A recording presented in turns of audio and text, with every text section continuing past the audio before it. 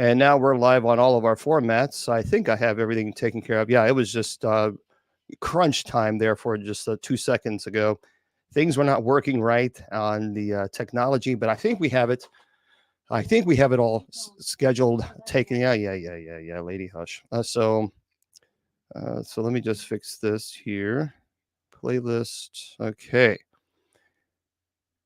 Yeah, it's crazy when you go and do this. There's so many things that you have right before the that I've got to do before the show, and if I don't do it, then it messes everything up. Everything up. So, but yeah, it's still it's just I don't like the way the color is on Facebook. It just there's something not right about it. I don't know. It's one of those things. One of those things. You just kind of push through it. That's all you can do. Yeah, for some reason it looks like I'm like pale, and I don't know why it's doing that. So, but anyway, we're here. You're here. And that's all that matters, is that we're having a good time here on this Saturday night. Hello, everybody. Hello. Yeah, it's true. All right. It's crazy. Let's see. When I do the show, I have the introduction playing on Facebook, YouTube, and Twitter. And then I have to go into my Facebook accounts and change the privacy on both accounts so that it's open up to public. And then at the same time, while I'm doing that, I'm opening it up on Spreaker and playing the introduction on Spreaker. So I have two different introductions blaring in my ear at the same time while I'm changing the privacy for it. So it's really, it is cray to the cray. And I don't like it. That's right. We do not like it. So we have a lot to cover tonight. We're going to hopefully we have a good time. Hopefully, let's turn this up. There we go. So happy Saturday to wherever you are, folks.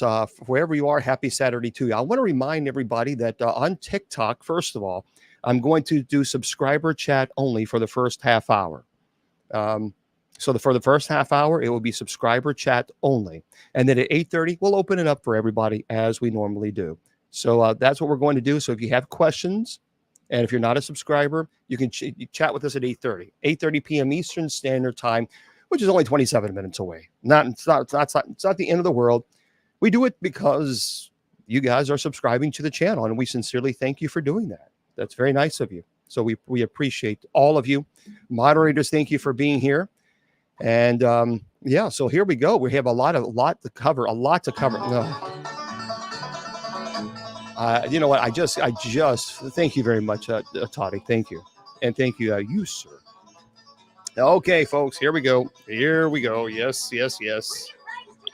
Yeah, we know she was raised in a barn. We do this every week we do this. So she was raised in a barn. Hello, Wilma. Hello, everybody. Sorry about that. Since I was raised in the barn, my cow wouldn't say hi. And now you're already drinking. We haven't even started. My gosh, Wilma. Well, since I was raised in the barn, my little pet cow would say howdy. Your little pet cow? That's right. This is Wilma, everybody. Here she is. Now you know why. Now you know why. This is why her entrance is this right here. Now you know why, folks. You know why. It's not done accidentally. It's done purposely. It's not accidentally. No, it's not. It is not done accidentally. Not at all.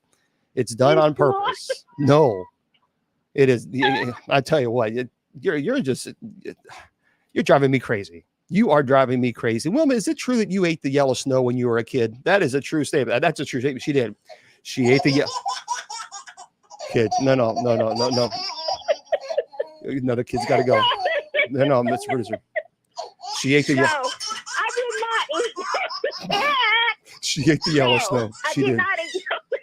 She said, "Oh, lemonade." All right. No, I did not eat no.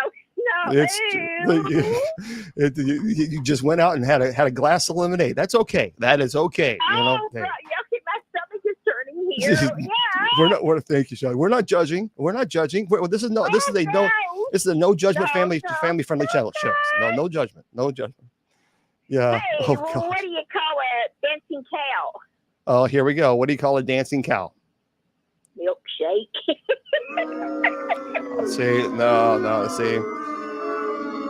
No, obviously, the yellow snow got to your head. No,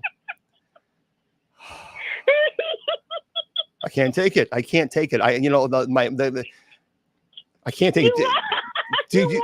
Do you realize that I was stressed out with playing all these buttons, and now you're pushing my buttons with these jokes? So, Well, I don't push the button. oh, you're pushing my buttons. You are pushing. Did you just say push my butt?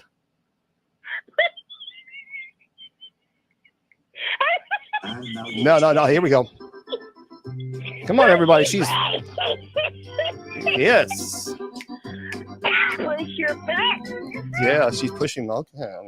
Push your butt. I'm a celibate. This is a family-friendly show. I'm celibate. Okay, so Push your butt. you're giving me menstrual health. Will you please leave me alone?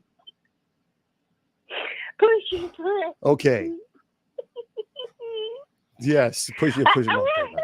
No, you had to throw it out. You just had to throw that out there, didn't you? You're the one who said it. I didn't say it. Shoot. Folks, I'm telling you. Buttons there. Yep. That's the moonshine I farm. drink the lick in my life. Oh, you drink the whole Oh, bottle. sorry. Not just the lick, the whole bottle. Man, you're crazy. You get these jokes from the interwebs, don't you? From the interwebs. No. That's what you get them from the interwebs. That did what? What the hell? What? What did one electric wire tell the other wire? What did one electric wire say to the other electric wire? Oh, honey, you sheer shot me. Man, you got to stay off. You got to stay off the interwebs. You got to stay off the interwebs. Stay off of them because these jokes that you're getting from the interwebs is terrible. Hey, Terrible. what did the broom tell the mob? What did the Hudo say to what? What did the broom tell the mob? I don't know what the broom tell the mob. I wish people would stop pushing us around. Oh, boo. Boo. You don't Boo. like it. No, you know what, Miss Wilma? I got a raise today. I got a raise today. I did. I got a raise today in medication, but hey, it's still a raise. Okay. I mean, I'm just saying. It's fair.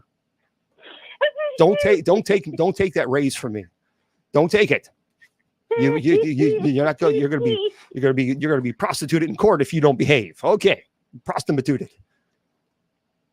Did you What hear did about what the what butcher? what did what? Did you hear about the butcher who baked into a meat grinder? I don't know if I want. This is a family-friendly show. I don't know if I want to hear this. Did you hear about the butcher who baked into What? No, wait. What is the butcher doing? Do we really want? I don't think we want to know this one. I don't think. Do we want to know this one? No. We don't. We don't want to know this one at all. No. You're affecting my menstrual health. No, you're affecting my menstrual health. But to lose my ever-loving mind. She done. She. Okay, did you hear about the butcher who backed into a meat grinder? The butcher who backed into a meat. I'm scared about this. Is a family-friendly show, but okay. What? Behind Denny's work. Get it behind Denny's work. Okay, obviously the Mr. Producer is drunk. Mr. Producer, what do you think about that? Yep, that's it. That's a little bit better. Thank you very much. Thank you, Missy. Thank you. Man, where are you getting these jokes? I'm a free brain. And that will explain everything. That would explain everything. Everything out of yes. You get it from the interwebs. What little brain I got later. I'm telling you. Hey, you know what? But that's okay. That is okay. So how have you been doing? I'm fine, but you're going to be sued for public defecation if you don't stop it. Right? No, you don't like that one? They didn't like that one over there. I'm just saying. Okay. All right. Okay. It's rubbing off. Wilmanese is rubbing off. That's what it is. It's rubbing off. Did you hear about the poor refrigerator kept running? Oh boy, is this I know this is going to be a corny joke, but please go ahead and tell us about it. Yeah, the poor refrigerator kept running, but it didn't go anywhere.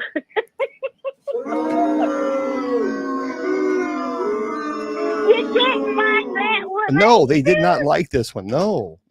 What is going on there? Okay, you give us one of your brilliant.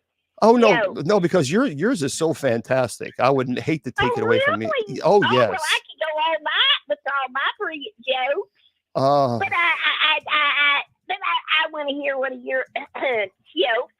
I've already said all my jokes. So when I made fun of you, that was enough for me. And then you came over, my apartment and harassed me. And then I've had menstrual health ever since. So no, I've had major issues. Sorry. Well, So- I want to tell you a story. Oh boy. Yeah, no, it's a level one. It's not a joke. Did you say it's a level one? Uh-huh. What? It's not a joke one. It's not a joke one. It's a level one. It's not a joke. Did you say it's a level one? Uh-huh. You are cray. I mean, you really are crazy. When you're playing Monopoly before passing go, you actually look and stop and look both ways, don't you? You actually do that. No question. No, I do not. You do. You stop and. I stop at Graceland and I stay there. Though that's true. That is true. If you got Elvis Monopoly, where your parkway is, that's Graceland. And when I get to Graceland, that's where I'm at. I don't go anywhere. That's true. I mean, it is true. Miss Wilma, let me tell you something. Miss Wilma is so crazy. She is so cray that she mentored Hannibal Lecter. Now that's a true story. For those of you, Wilma doesn't know Hannibal Lecter. Yeah. Thank you. Appreciate that. The person in the front row like that one. She mentored Hannibal Lecter. Her antenna doesn't pick up all the channels. What? That's true. Your antenna doesn't pick up all the channels. Okay, I know you don't know who Hannibal Lecter is because you don't watch scary movies. No. No. Okay, so No, I couldn't hear that. what? What did you say? What?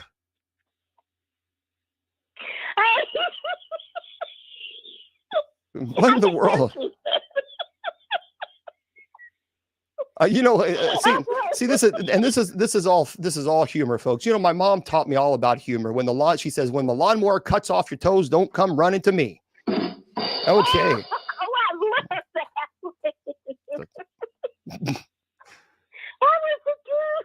Yeah. Hey, how come you get the beats and I get the booze?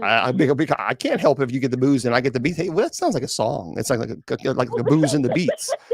Let me tell you about the booze and the beats. You get the beats and I get booze. Oh yeah. Well, anywho, I got a level joke. That level story, not a joke. Okay, I got mixed up in that one. Okay. Okay. Now, this is not a joke. This is true. Oh.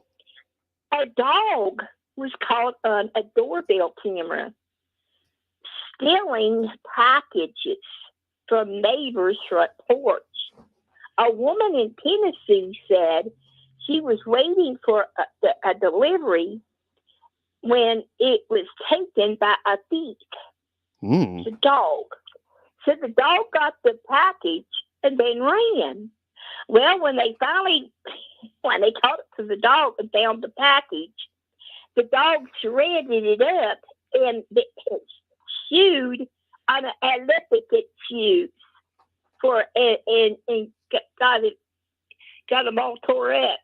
Well, that wasn't very nice. Did it say what kind of dog it was? Little bitty old doggy. Oh, so it wasn't a big dog. So it was a little hot dog. No, yeah, that was good. That was good. But it chewed the lubricant shoes. The what? The lubricant shoes. Folks, this is where well, thank you very much, Chad. Thank you. Lubricant shoes. So what was it called again? Where you play lubricant, the lubricant shoes.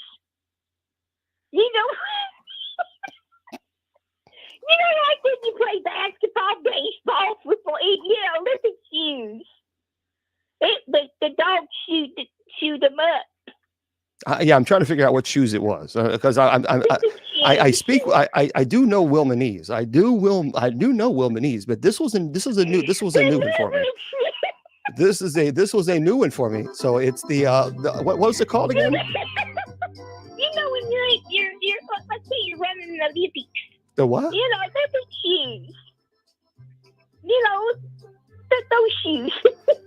That's all you had. That's all you had to say. That's all. Those shoes. Yeah, Those shoes, everybody. I'm not saying it properly. No, it's Wilmanese. It's Wilmanese. I'm telling you, Wilma speaks Wilmanese. These are hard football words. Yeah. Yeah, these $25 football words, you got to watch them. I tell you. No. I have another one. Oh boy, we can't wait. We can't wait for this one. All righty. Yeah. In Australia, at a shopping mall, Mm-hmm. a 3-year-old toddler gets stuck after climbing in a claw machine looking for a toy. The boy's father, Tim, said his son disappeared inside the claw machine, and in the split second, he was sitting inside in the glass.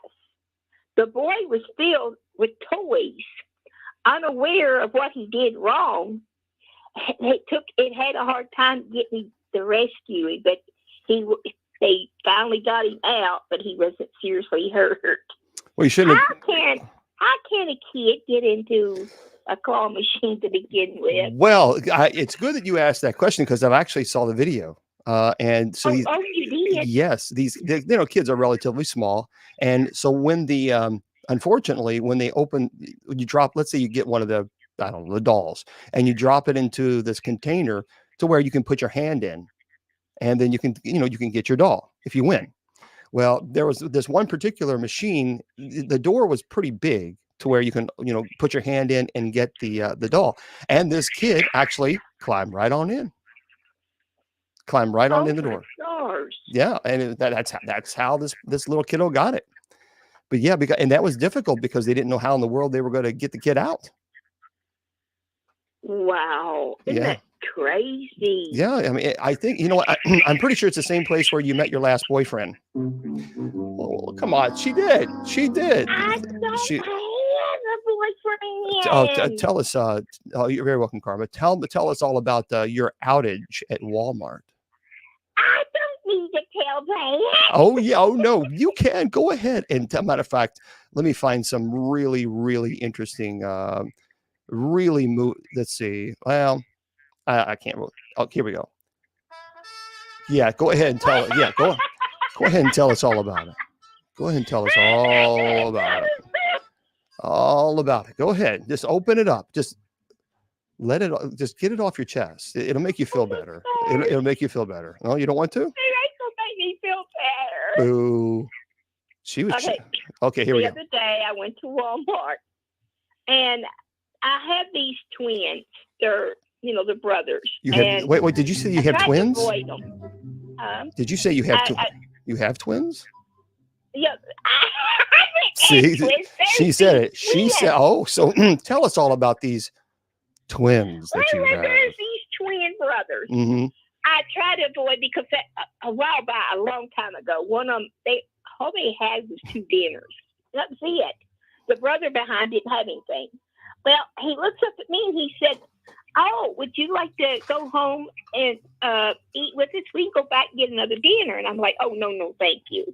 Well, after that, I tried to avoid them. So the other day, I was so frustrated at Walmart's app because I didn't know I was on the wrong one. I was trying to find things, and I didn't feel good anyway. Uh-huh. So I was going around the corner, and I'm like, "Oh, no, that's one of the twins." So I was like, "Don't turn around. Please don't turn around." Well, anyway, I was pretending like I was looking for something. Well, he was talking to this one man. And anyway, when he left, he looked at me and he said, he's talking and stuff. And I was like, okay, I was just being nice. And all I said, I'm having a hard time trying to find things today. That's her pickup line. Okay. And he's like, well, it don't look like it. You're having a hard time because your cart's full, and it looks like you got Pringles. And he was going through my cart, telling me what I had. And I was like, okay. I said, you have a good day. We kept on talking. And I was like, okay, we kept on. And so anyway, I thought, okay, I'm going to leave, keep on talking. So anyway, as I was going around the corner, he yelled out really loud, I hope you have a good time trying to find what you need, even though your cart's full. I'm like, oh my God, there's a whole lot of the song. Well, I mean, seriously, what a pickup line. Hey, honey, if you want to come over to my house, I'll go buy you an extra TV dinner. I mean, boy, that's who can pass that up? I mean, if they said that to me, I would say, look, you're not buying me no banquet 99-cent dinner. You better buy me a hungry man. You better buy me a hungry man. My sister comes around. She said, what's going on? I heard this man hollering. I said, it was me. And she thought I was crying because I was laughing so hard. I told her what happened. She said, only Miss Wilma. Only Miss Wilma. Only Miss Wilma. Only you. I'm telling you. Only you. Do you go to Walmart and then say, hey, Mama, I'll go buy you a TV dinner if you just come on over and visit my house? Only you. Only you can do that. Oh, yeah. And there's this other guy. It happened 5 times. Well, good grief. Hold on. This is a family-friendly show. I got a drink. Hold on. So, hold on. I mean, it's tag. I mean, like when you're shopping in an aisle. Well, hold on, Wilma. You just shocked me over this hungry man and this TV dinner. And now you got, and then you just casually say, well, and then there's this other guy, and then there's another guy. If you have them, drink them, folks, drink them. If you have them, drink them. It's a family-friendly show. No more. Okay, tell us all about it. Okay, so then there's this other guy. What did this other guy do? Did he offer you 2 TV dinners? No. Okay. And there's like when you're shopping in an aisle and you go to the next aisle. Yep. Well, there's this man. He's standing in the middle of the aisle. Oh. When I went around, I ran into him. I said, oh, sir, I am so sorry. Oh, he's like, okay. She ran into him. Well, I went to the next aisle. He was over there. But he was standing in the middle like he wanted somebody to hit. And I was like, oh, sir, I am so sorry. And my friend's like, Wilma, that's the 5th time you ran into him. He's going to think you. What the fuck? I hope not. Wilma. So there was 3 guys. I'm like, let's get out of here. Let's go home. Let's go. I'm now your special co-host, Miss Wilma. That's Miss Wilma running into the people at Walmart. And then there's another guy, and I ran into him too.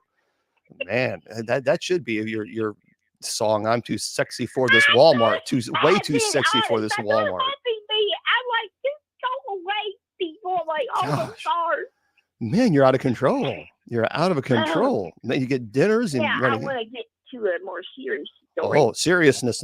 Okay, here we go. Yes. All right, serious story. In Rhode Island, a man was jogging when a coyote attacked him. Oh.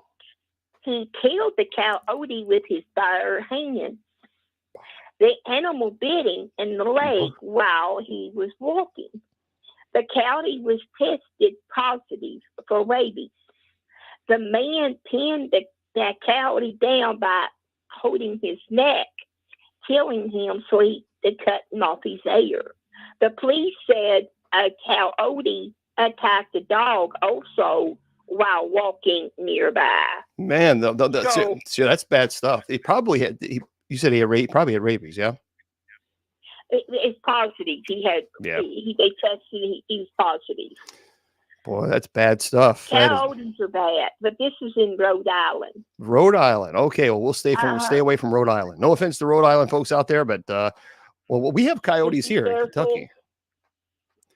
Oh my stars, we have coyotes. We do. They're all related because we're in Kentucky after all. Like I said, we go to family reunions and meet our future husbands and wives, and so do coyotes. It's all. It's in Kentucky, folks. Don't judge us. Don't judge us. It's Kentucky. Okay. What else? I'm speaking of brothers. Oh my stars. Are we back? Today, I was reading a story, and this young woman and man were married. Well, they got to talking to the married couple because they said, "Oh, we're very happy. We love each other. We loved each other since childhood." Well, they kept on talking to them, and they were brother and sister. Okay, you know what? They really married each other. Okay, really? They said, "Oh yeah, we've been in love since in childhood," and I was like, "What?" And I was like, "Ew." But yeah, they was bragging, how happy they was. Oh, we want children bad, and we want a lot of Oh, children. no! I don't need that visual. Oh, what in the world are you doing to us? Huh? Oh, great. So brothers and sister were kissy. Well, I didn't finish the video. It's too gross. Well, yeah, I think. I mean, like I said, I know we're in Kentucky, but my gosh, I know it. In that's too gross. Right. I'm like, right. And they're 16. They're 16 years old. Yep, 16 years old. That's they have to be in Kentucky or Tennessee, Northwest Tennessee, West Virginia. I didn't finish. To be honest, I didn't finish where they were at. I just saw I was going through some news and I saw that and I'm like, ew. Yeah, that's. So I was like, no. I quit. Actually quit reading it because it was grossing me out. And of course, they had a video of the wedding, and I'm like, oh no. Oh, yuck, Miss Wilma. Yuck, Miss Wilma. Well, what? No, what? It is terrible. Well, I know it's almost 8:30 now. I know you want to get your paranormal. I bet I have a good movie. Okay. All right. Now, when I was watching this movie, I didn't think anything about it until I heard this man. His name was Shane sing. So when I heard him singing, I paused the movie and I looked over at my friend and I said, "Oh no, this is not." It sounded like Donny Osmond. Oh boy. So I looked the movie up and Donny Osmond is called a movie Mulan. Mulan. And I didn't know it. It's on Disney Plus. I can't believe, because I heard when this Captain, it's an animated movie. And when I heard him singing, I paused it and I'm thinking, that's Donnie's voice. I know it is. And she's like, what? And I said, that's Donnie. I know it. Well, when I looked at the cast members, it said Donny Osmond was Shane. Well, there you go. Now, so it was a great movie, by the way. Oh, I'm sure it was. But when they was looking, I was like, so the movie was about, they was going around drafting men, to join. It's going to be a battle and fought war. Now, this girl didn't want her dad to go because he was sick. So she took his place pretending to be her dad. And of course, the captain was Donny Osmond. Oh boy. Yay! She fell in love with him. But she couldn't tell him because he thought that, he was a man. Now, I don't want to give it away, but she helped out really good. She gave them even great ideas. But this is a super great movie because Donny Osmond was in it. It sounds like you really love that movie. I do now. I done watched it twice. But it is an animated movie. And I didn't know Donnie made this movie. And I was like, oh, my stars. But when I was listening to him talking, it didn't really, sound like, I didn't think of him. But when it's a musical animated movie. No, of course, he's married. He's married in the movie. Do what? He's married in the movie. No, he wasn't married. He was married. Yeah, I've seen the movie. He's married. In Mulan, he was married. He was. Huh? He was single. He's the captain. No, he was actually married. He was engaged to, and one of the characters is on the movie, and she talks quite often. And he actually afterwards he did interviews, and he was saying how wonderful she was in acting and how he appreciated her and how she was able to help him get into character. Yeah. Priscilla Presley, she was the actress who played his wife, and he really loved her. What kind of nightmare are you having? No. Yeah. No. This is not, no. Yeah. That's the nightmare you having. No, and she said, as a matter of fact, she said in an interview that she loved Elvis, but if she had not married Elvis, then Donnie would have been a decent second. Okay.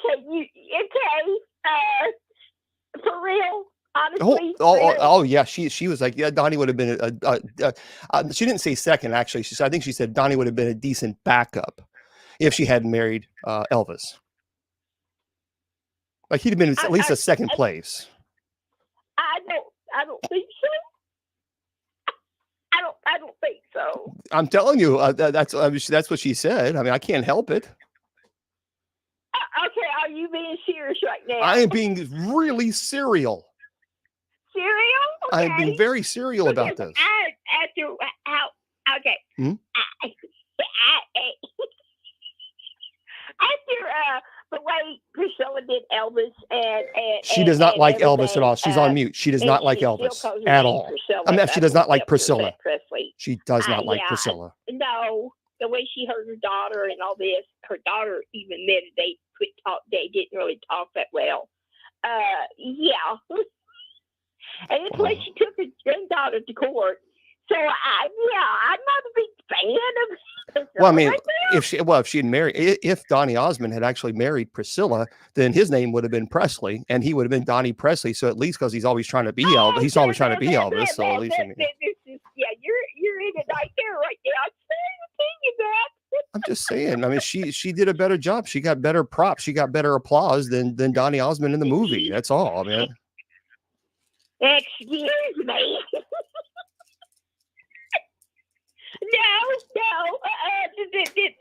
That's not. No. I can't help people liked her more than her than Donnie. I didn't write it. Yikes. This plot is going to be in trouble. Maybe that's why the movie. No, Maybe that's why the movie did so bad, because Priscilla had a small role in it and Donnie didn't. He had a big role. Maybe that's why it went kind of. Oh my God. I would explain that. No, there's going to be World War III if they don't stop. We all okay. Number one, Priscilla. Okay, I mean, a lot of people like Priscilla, but I heard a lot of people don't even want to go see. Excuse me, Miss Presley. Miss Presley. No, Miss Presley. I'm not calling you. No, don't get me started on this one. No, Miss Presley. No. Presley. You're getting okay. I'm trying to be patient here. You know, Donnie it's Presley. hard to be a Christian. But after words. Well, don't get mad at me. Donnie's the one that wanted to have last name as Presley. Donnie Presley. I mean, he could at least carry Priscilla's bag, so he'd be a bag boy. My stars. Oh, my blood pressure's raising. It's going to blow up here. Okay, listen to me carefully. Oh boy. Priscilla. Oh well, my goodness gracious, you really are getting. Here we go, folks. When somebody hurts your daughter and somebody hurts your granddaughter, takes you to court saying that they're lying, and I heard the video where Lisa Marie did say that Graceland goes to my daughters, and Priscilla was like, "Oh no, it's a lie." Confused. I'm like, no. Yes, it's not. No, because Priscilla went to she saw Donnie and she said, Donnie, I tell you what, I will marry you and I'll buy you a banquet dinner. And that's all it took. Donnie says, okay. And then now his last name is Presley. And now Donnie is her bag boy.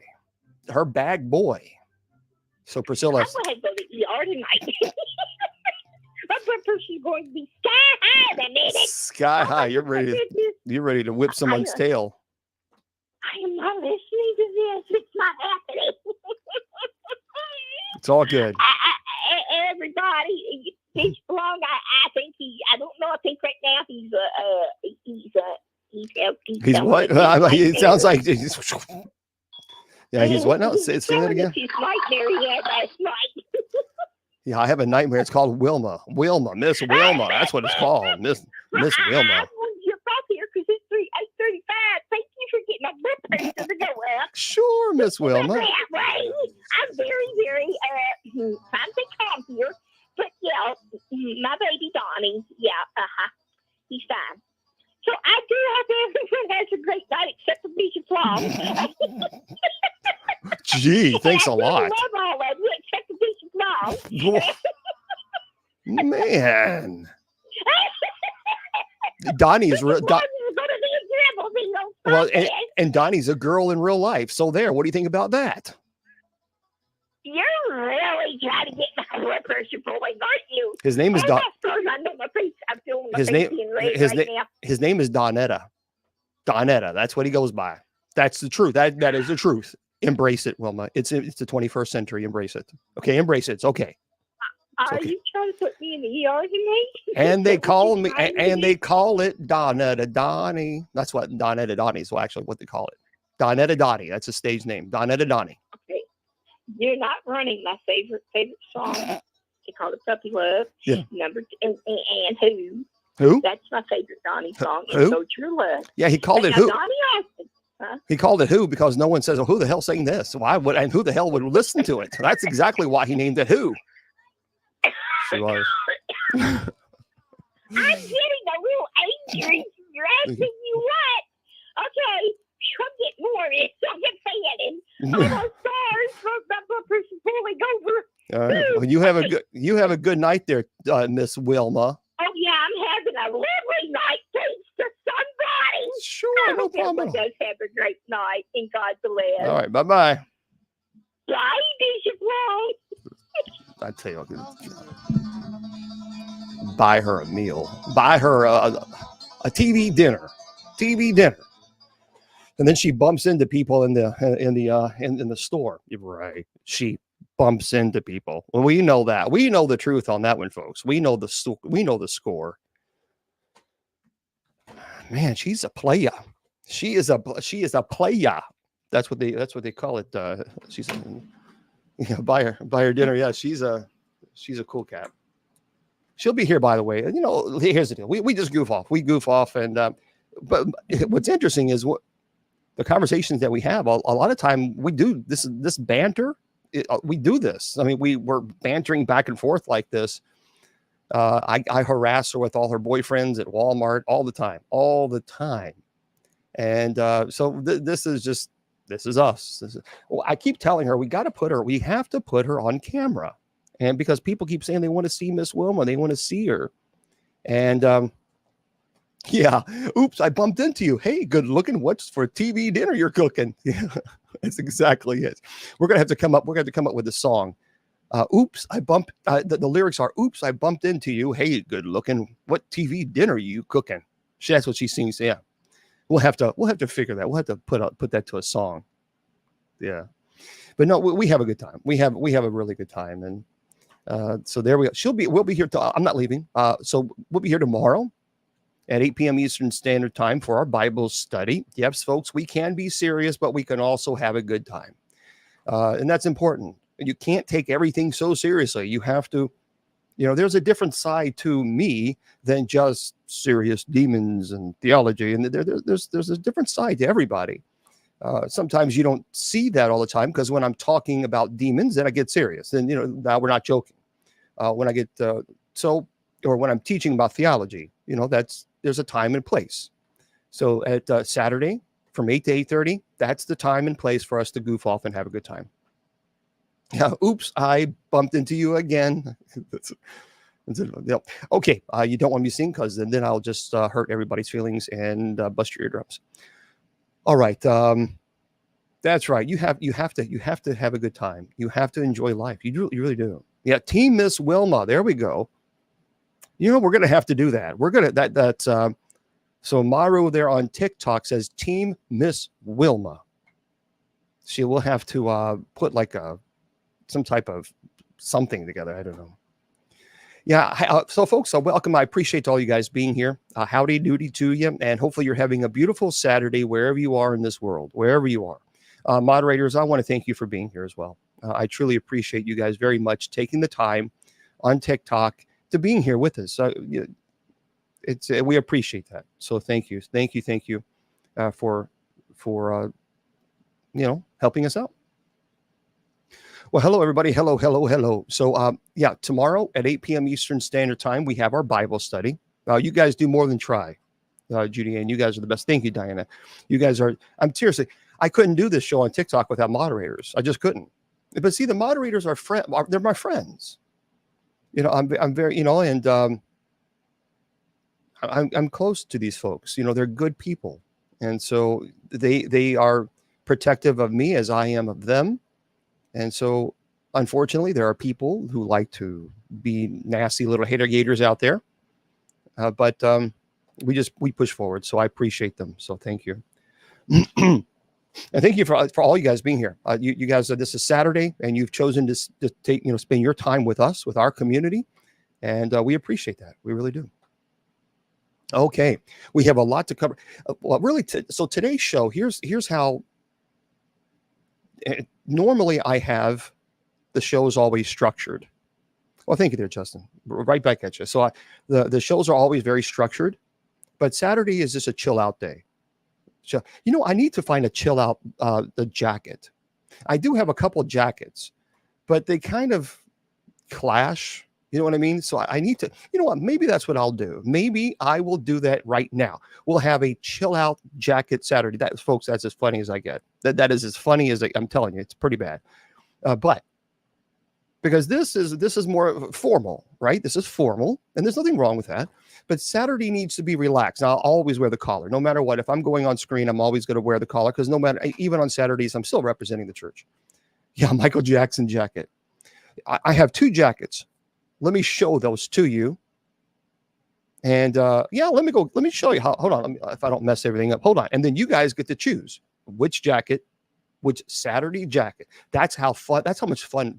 We're out of control here. We're having way too much fun. Way too much fun.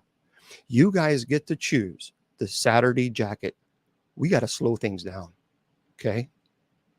Some of you might really kind of we're out of control. All right. Hold on.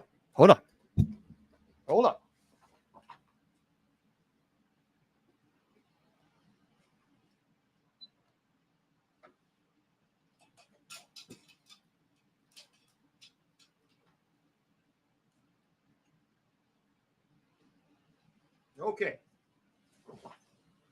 So, I got to find this.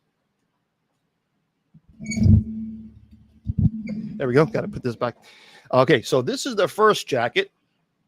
Man, this is just exciting stuff. That's the first jacket. So that'd be that. Or this one. And I might have to do a fashion show. Man, this is just, I don't know if I can handle the fashion show. Or this one. So let's do a fashion show. And then we'll have to play some. This is my fashion music. This is as exciting as it gets.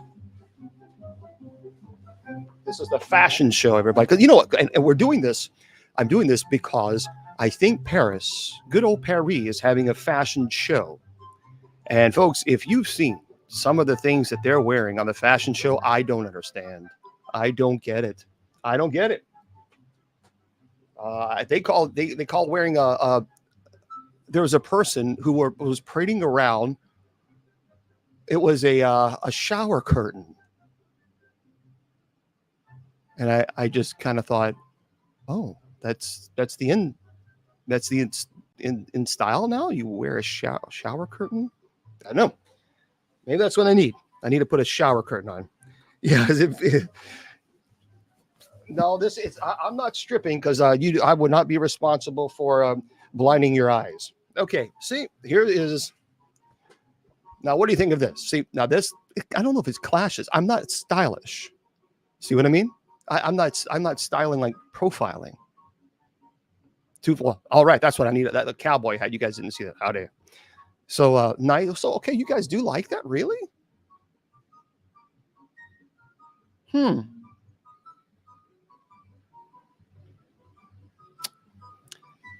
think I will have to think about this one. Yeah, I shaved the beard off. I shaved the beard because it was too it was driving me crazy. It was driving me. It was itching all the time. It drove me nuts. Yes. So it goes with my complexion. All right. Well, then I'm gonna have to go into a tanning booth. Yeah. Then I look like a mobster. You talking to me? Are you talking to me, Judy Ann? Are you talking to me? See. So okay. Oh yeah. The next one. Oh, here we go. So then we have that's this one. Yeah. Maybe just a dance. Oh no. Listen, if I do a dance, I'll break my hip. Okay, and then they'll have to call the old people's home. And here is the second one. The second one is a little darker. Yeah, there we go. This chair is kind of bulky, but anyway. So here's the second one. I look like I'm going out for a golf game. I don't know if I like this one. Oh, so some people say this one. Wow, you guys are really you guys are confusing. I don't know. The first one. Yeah, I think most people are saying the first one. That one, the first one. Yeah, that one. Yeah. You want the leather one? That, you know what? Maybe that's what I should do. Maybe I should go find a pleather. See, in Kentucky, we call it pleather because we're way too poor to call it leather. So we call it pleather. I saw a pleather jacket. Howdy. All right. Yeah. So most of us, we'll do that. We'll say prayers and all that stuff. We'll certainly do that. Absolutely. But everybody's saying the first one is pretty much the one to do. And the black one is obviously formal. Okay. So for right now, everyone is saying this one, huh? Okay.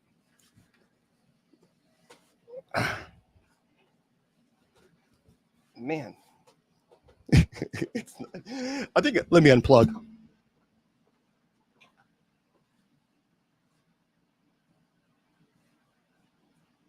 Hold on.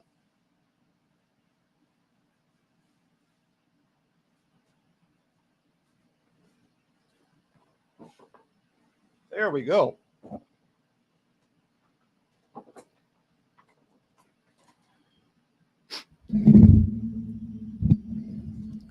So we'll have this one as this Saturday. The Saturday. Oh, and most of you guys like the second one. That's funny. Yeah, faux leather, absolutely. Faux leather. 100%. But this is still it looks like stand up. I got it. Hey, let's just do it this way. Let's do it this way. I got even a better suggestion. No jacket. There we go. No jacket. Whew. I need to work out, man. All right. Got the Tommy under the blazer. No, actually, this was an old one. I've had this one for a long time. So this is let me tell you, this is so fancy. I only wear the best. Okay, I only wear the best TikTok. Only the best. This is so fancy. Don't be jelly either. Do not be jelly. Okay, yeah, it is so fancy. There is no tag on it. That's right. This is a tagless, nameless jacket because it's so rare that there's no name brand. That is how rare this is. Don't be jelly. Okay. Yeah, it just says for the cleaning, professionally dry clean, blah blah blah. Oh, it's made in the Philippines. So I think it's a I think it's a Tommy Hilfiger. That's probably what it's called. Hilfiger. That's what it is. Tommy Hilfiger. No. All right. So let me just put this back on because we are being serial here. Yeah, or it's a Calvin Not So Klein. That's what it is. It's a Calvin Not So Klein. Okay. Yeah, you can buy a lot of things at the flea market. Yeah, we'll find a pleather one. So there we go. Or you know what I should do? You know, honestly, here's what this is actually what I should do. This is cereal. There is a hoodie that I've seen before. And hold on one second. They have an Elvis hoodie. And it really is very, very cool. And let me see if I can hold on. Let me see if I can find it.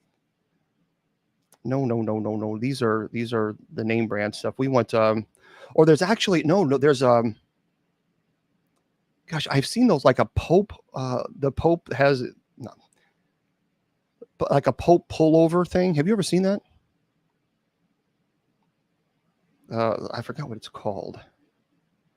It's a Pope jacket, maybe. I've seen them online. I thought, oh, that's really cool. So I might have to. Or Pope sweater. I don't know. I'll find it, and maybe one day I'll share it with you.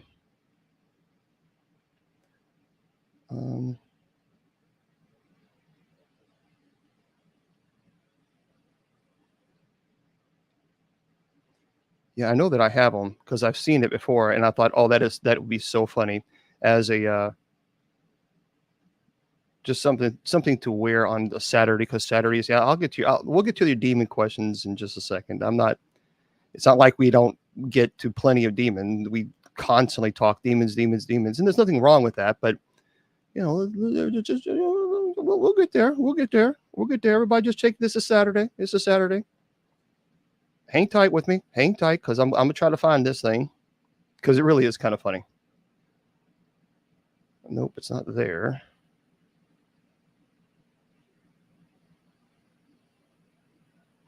Well, shoot, doggity do.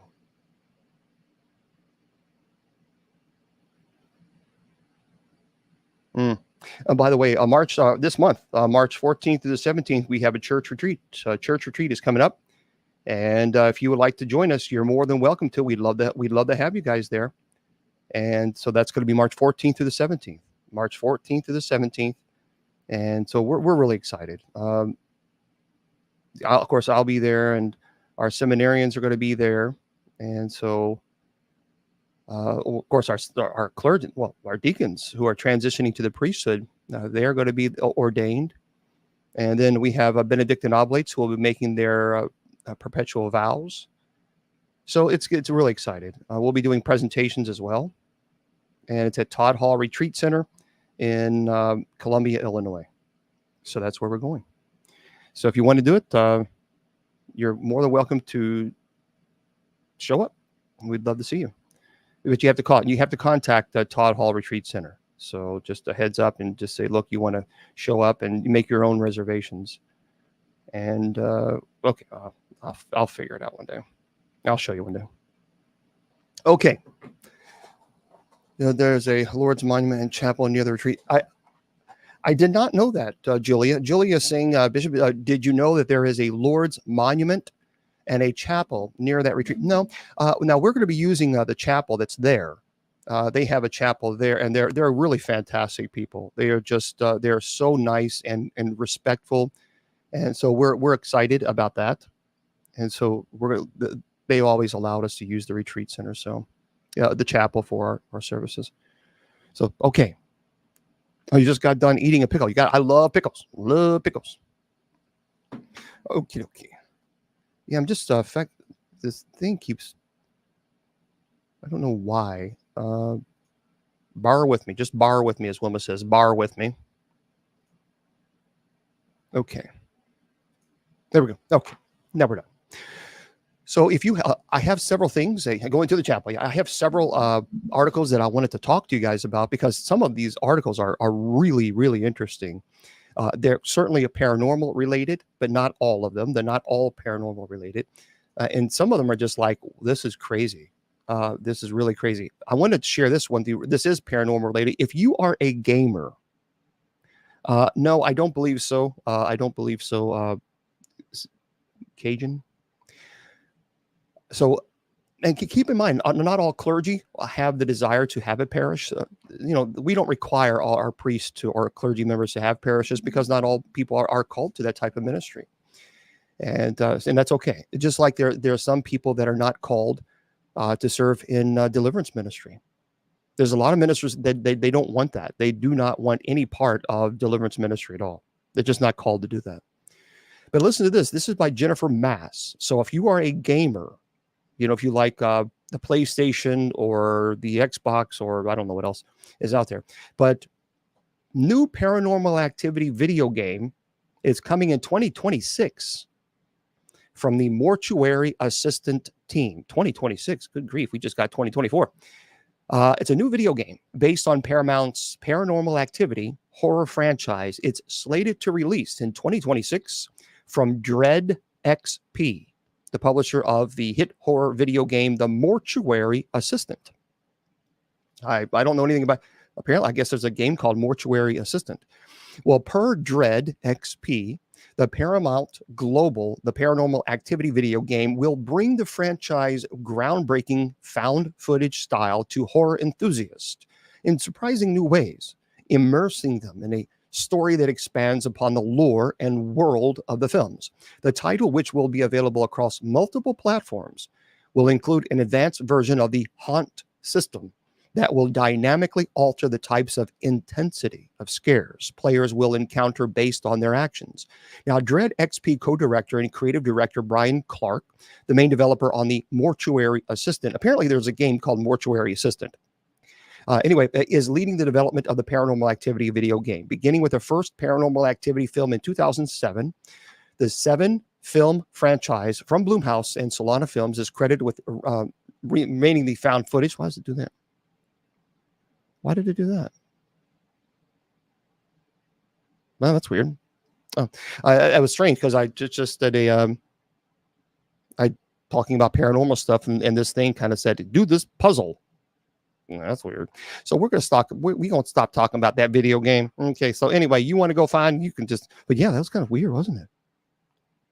Did you guys, did that interrupt on TikTok? Because it said, I was just watching it and it said the live has ended. And then it said, push this puzzle. And I had to push this puzzle. Yeah, listen, we ain't talking about, look, y'all better not buy that game. I'm telling you right now, I'm putting this in the trash. Goodbye. Weird. Yeah, that was crazy. That was crazy. All right. Is it? No, the doll's not here with me. No, the doll's not here with me. By the way, if you like paranormal conferences and you also like nonprofit organizations, then you might want to check this out. Ann Arbor Paranormal Convention raises money for shelter animals, which I think is great. I know the individual who is putting this together, and he's a fantastic guy. It's Amber Ainsworth is the author. So this is in Ann Arbor, Michigan. So it says, love ghost stories, love animals. Perfect. You're in luck. Help shelter pets while attending a paranormal convention at the Wyndham Garden in Ann Arbor next week. So the fifth Podographs, it's wonderful. It's PAWTO graphs. That's what they call it. Podographs. It's a parafest. It will raise money for the Humane Society of Huron Valley. Speakers at the March 8th and 9th event include Heather Taddy from Paranormal State, Dustin Perry, he's a great guy, from Ghost Hunters, and Barry Fitzgerald from Ghost Hunters International, and more. Tickets for Podographs Parafest are $85. The conventions to benefit the pets were founded by Tim Maley of Fox City Paranormal Team in 2013. He really is a good guy. And since then, events have been held to benefit rescues around the country in honor of his dog, Murray, who died in 2019. So, by the way, these events, thank you very much, Missy. For a lot of people who kind of attack paranormal conventions, these events have raised nearly $113,000 for shelters. I think that's pretty spectacular. So if you want to find this, you can just type in Tim Amaili of Fox Cities Paranormal. Fox Cities Paranormal. And that's March 8th through the 9th. And so there you go. It's in Ann Arbor, Michigan. If you are there, it's a paranormal convention at the Wyndham Garden in Ann Arbor next week. So I think that's really cool. That's really cool. I think that's special. So yeah, I met him, several years ago at a conference when his dog had passed away. And so he's doing this primarily for shelter and animals. And so that's pretty cool. All right. Ann Arbor, Michigan. Ann Arbor, Michigan. Oh, you're in Cleveland? Okay. This is a pectoral cross. It's a bishop's pectoral cross. Episcopal cross. Okay. And if you have questions, we can jump into this now. In Kentucky, why am I? I'm not surprised at this one. I'm just, when I read this, I thought, oh, do I really want to teach? Listen to this, everybody. This is cray cray. I mean, this really is cray cray. This is Ben Hooper wrote this. Only in Kentucky. I mean, I live in Kentucky, born and raised, and okay. A couple they held a wedding in Kentucky gas station's disco bathroom.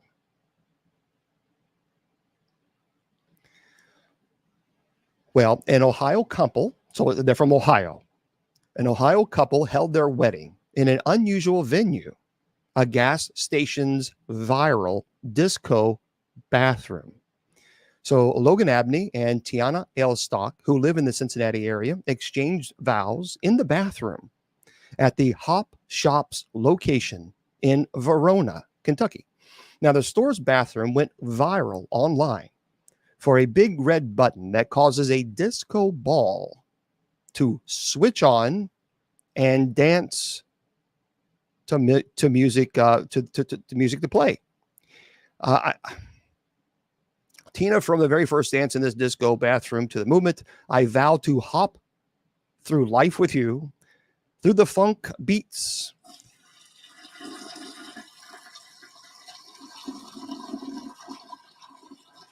That was pretty terrible.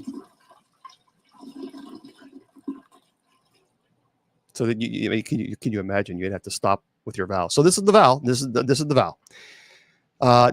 Tiana, from the first dance in this disco bathroom to the movement, I vow to hop through life with you, through the funk beats and mellow melodies, every rhythm in life, Abney said in his vows. The couple pressed the red button at the end of the ceremony to share their first dance.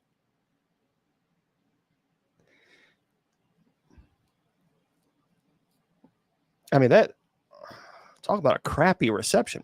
I mean, I'm just really seriously, I'm that boy. I'm telling you, only in Kentucky would we have a disco bathroom.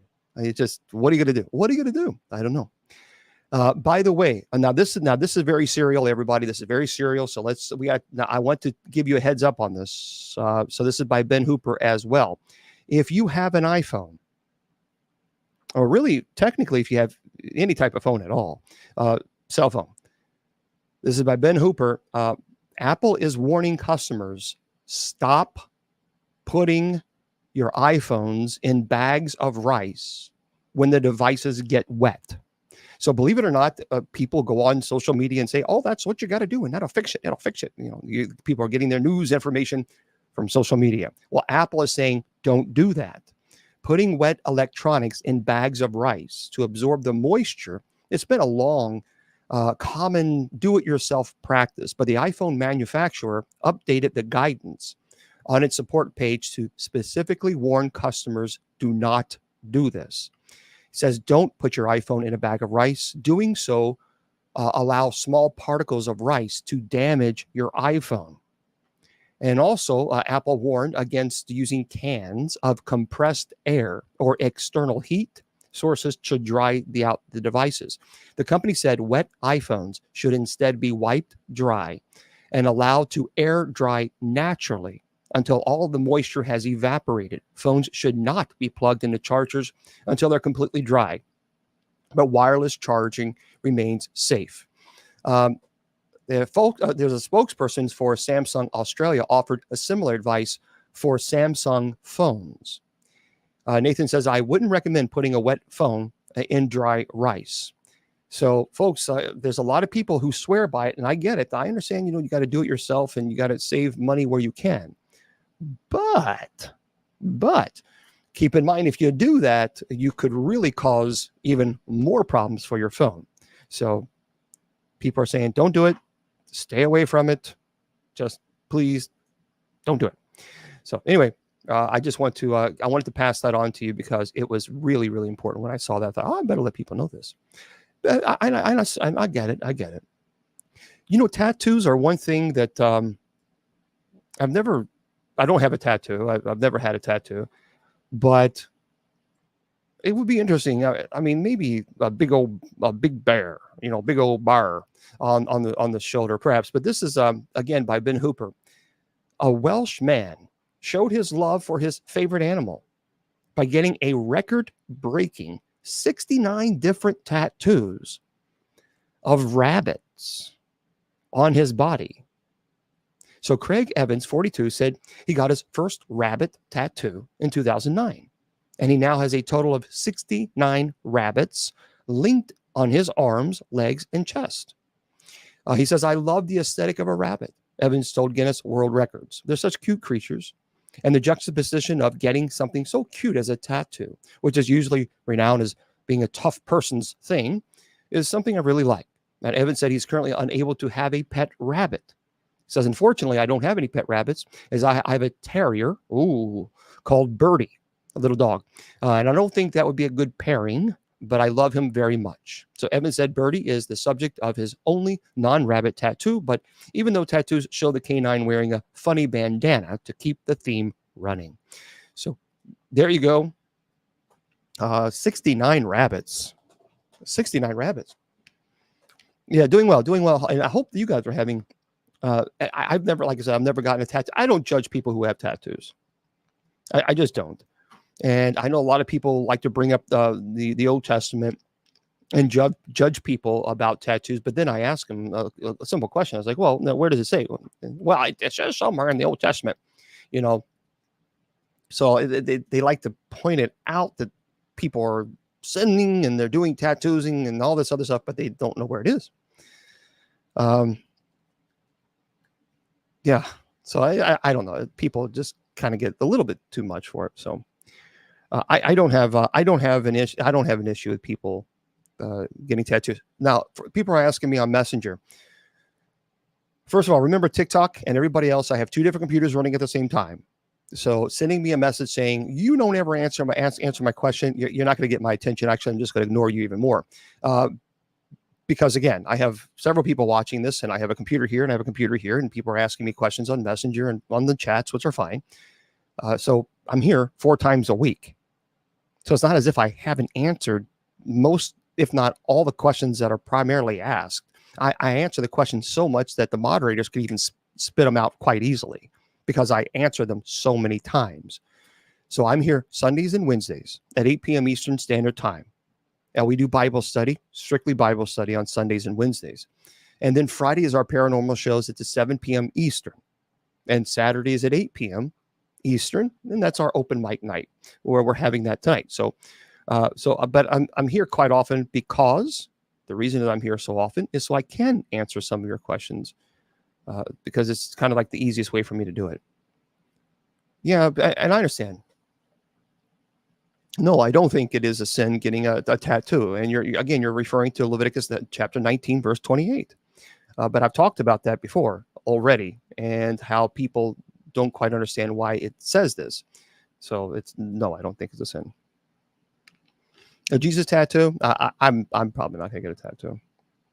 I'm just I'm too much. I don't like needles. I'm not a big fan of needles. So I don't think I would like it at all, at all. So anyway, that's right. Tattoos don't define a person.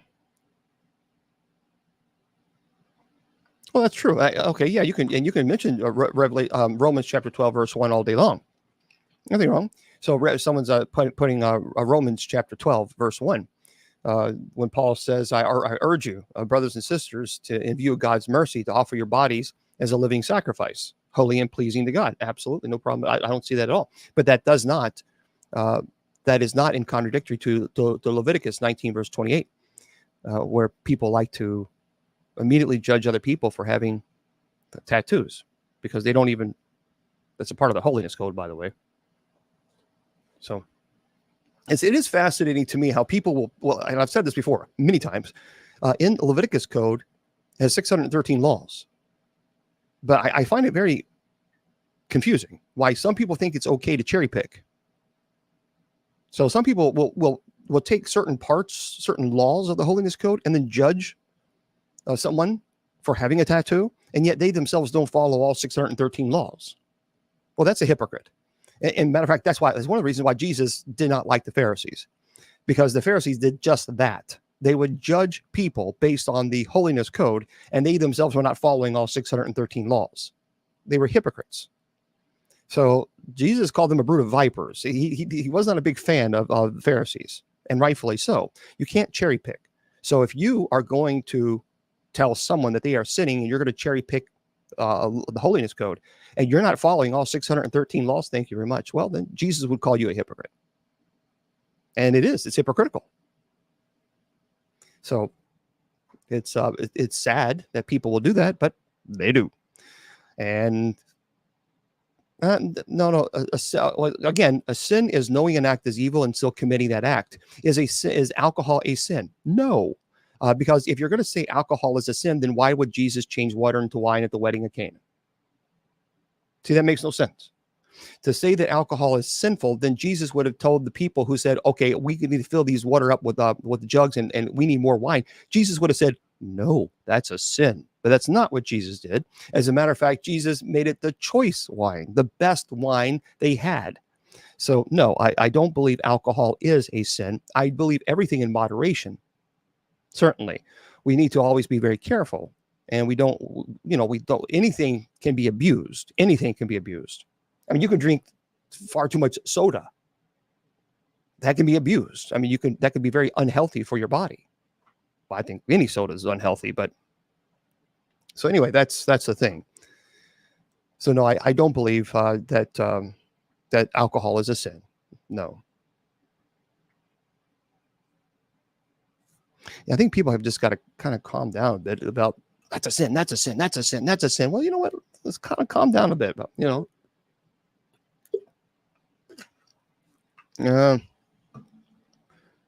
not going to go. Look,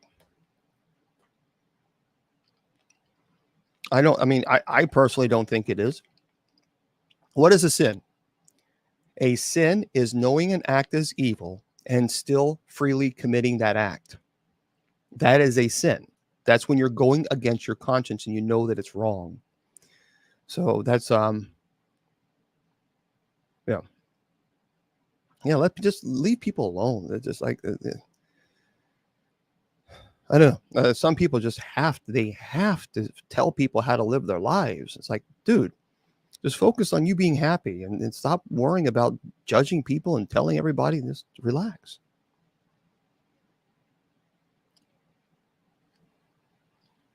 What if you do a wrong to do something good? Ooh, Irving. Irving says, what if you do something wrong to do a good? Well, that's a good thing. And that actually, in ethics, that would be called the principle of double effect. So that's what you're referring to. The principle of double effect means that there are justifiable bad acts, and you can justify those using the ethics, morals, and values. That's what I learned, in graduate school. So, like, obviously, for example, someone comes up to you and they're ready to harm you. You defend yourselves and you knock them out.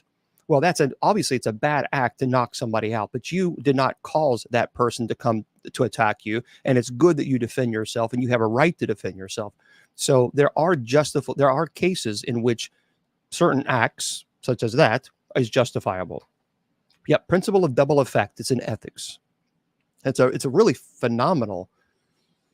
It's an interesting ethics. When I took ethics class, it's like, well, it's kind of cool.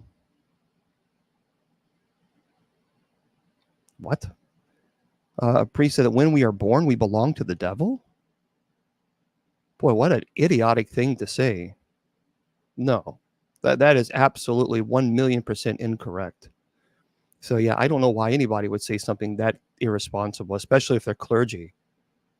No, we most certainly do not belong to the devil at all, and no, that's preposterous. Yeah, I don't see. This is what I'm talking about. When people, was this a Mercedes? Was this a? Do you know what denomination? I mean, were they Roman Catholic? Were they Old Catholic? Were they Lutheran, Episcopalian? I mean, I would love to know what they're, because I don't know why anybody would say that. That certainly is not taught in the seminary. That I can tell you, 1,000,000% that's not taught in the seminary. Yeah, Catholic.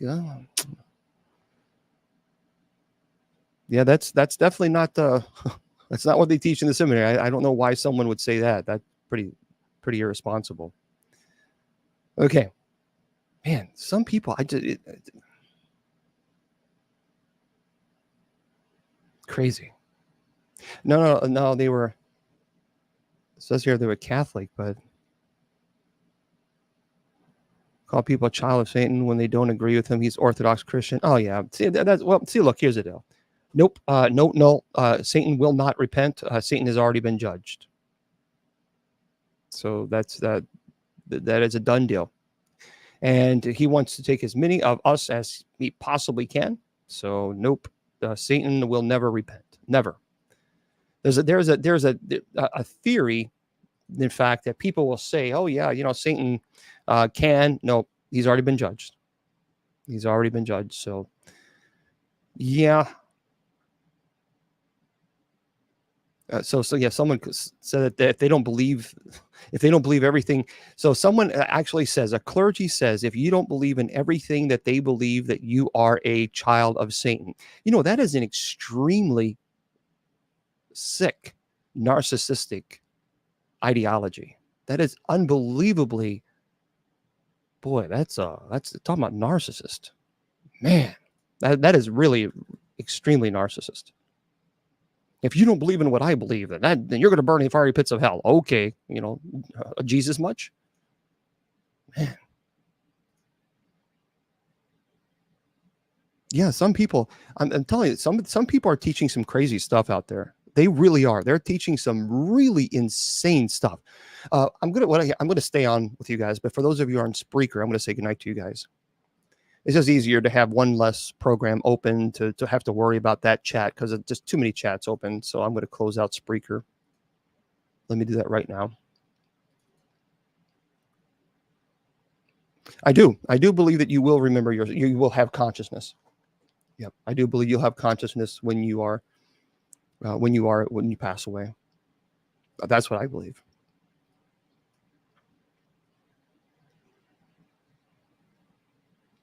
I agree, Tim. I don't work with psychics on my cases because, and it's that just because, to be honest with you, I don't need a psychic to tell me if a demon is present. I mean, you don't need psychics to tell you if there are demonic entities that are present. You just don't need that. So I do believe in alien life. Yep. I actually did a presentation on the Book of Enoch. Oh, you're welcome, Mercedes. Well, thank you there, Viva Cristo Rey. Well, because remember, they still recognize. At first, they didn't recognize Jesus when he was resurrected, but they did. They came to understand this is who he is, and so we will have a way of knowing them. And there's a lot of people who have clinically died and who have come back to life, to tell their stories. I'm one of them. So people who've had near-death experiences. So, like at first, I couldn't recognize my mom, but as I kept looking closer and closer, that's when I realized, man, she looked beautiful. She was radiating. She was just the joy. She looked a lot younger, and that's when I recognized her. So yeah, we have a lot of cases where people were clinically passed and came back and told us. So, yeah, Megan, there's a lot of debate on that. Some people say yes, and some people say no. I think there's a form of relationship there. What that relationship is, we can debate that. Oh well, thank you, Judy. That's beautiful. Look at the whale. That is beautiful. Thank you, Shelley. Yeah, well, some people, it depends. Some say our souls reside there. They are in heaven. Some say that we are created from the beginning. It depends also on people who say that we are reincarnated. I'm not a big fan of reincarnation. I'm just not. Well, Tim, let me ask you a question. Tim is asking, have I been born again? Tim, what is your definition of being born again? Because I'm curious. I'm legitimately curious.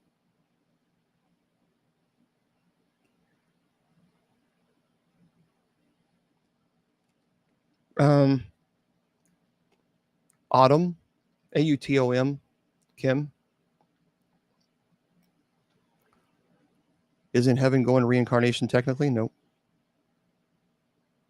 No, because reincarnation says that you will return back in bodily form here on Earth to either fix the damage that you've done or learn lessons. Except, look, the fact is if I get to heaven, I'm not coming back. There's no reason. Why would I? Why would? That's the whole point. So the goal is to try to love as many people as I possibly can, and in fact get to heaven. So if Tim, I understand what Jesus said, but I'm asking you, what does it mean to be born again? So when you say that, Tim, because a lot of people ask me, have you been born again? And my question to them is, define being born again. And I ask that because I'm legitimately interested. Thank you, Sheena. Well, thank you, Deb.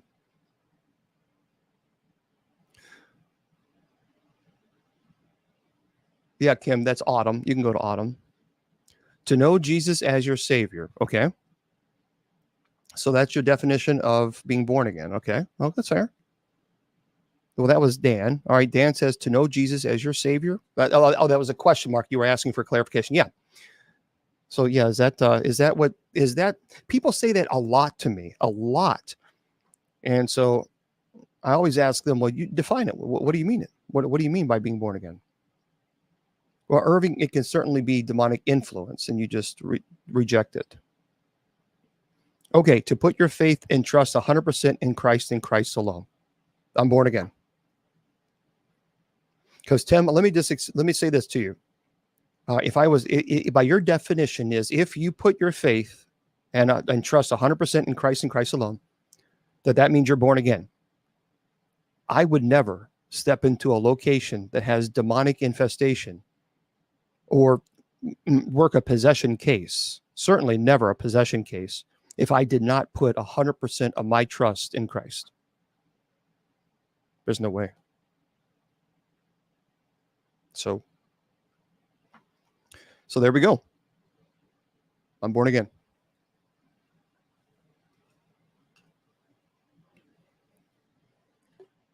He was cast out, yeah. Yeah, I don't I just see here I'm open to the argument. I'm opening to listening to the argument of reincarnation. I'm opening to listen. You always have to respect other people's perspective. You don't have to agree, but I'm always willing to listen to someone's perspective. Here's the thing, and I've said this before.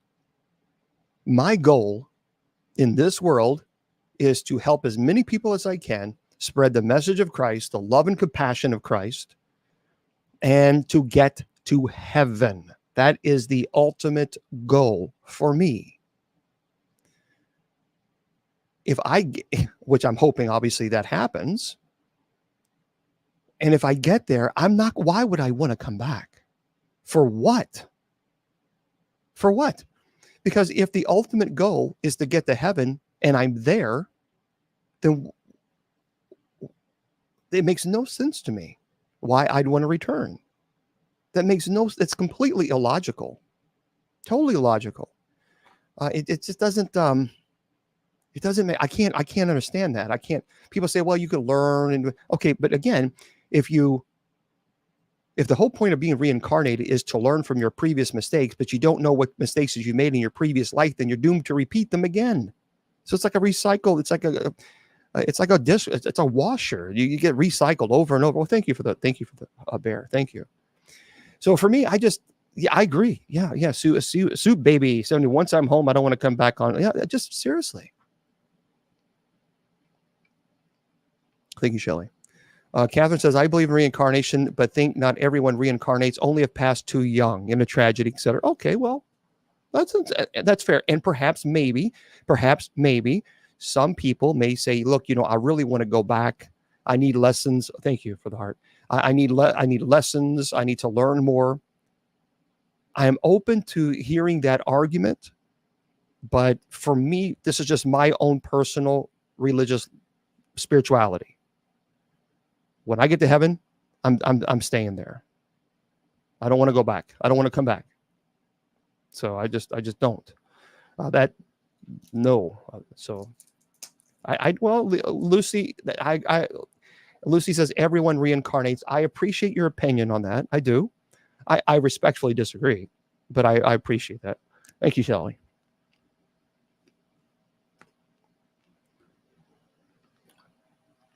Is being sinful? I don't know what that means. What about Elijah? What if you have no choice?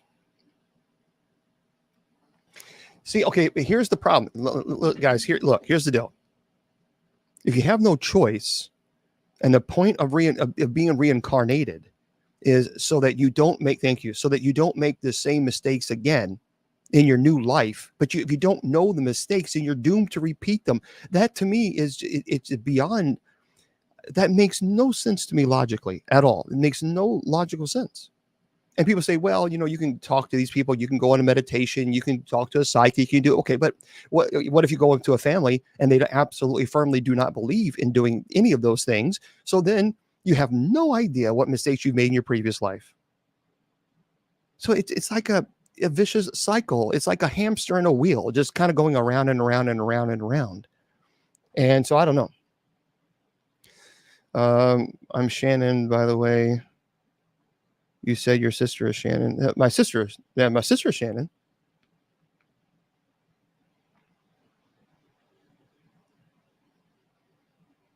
But that's not her account.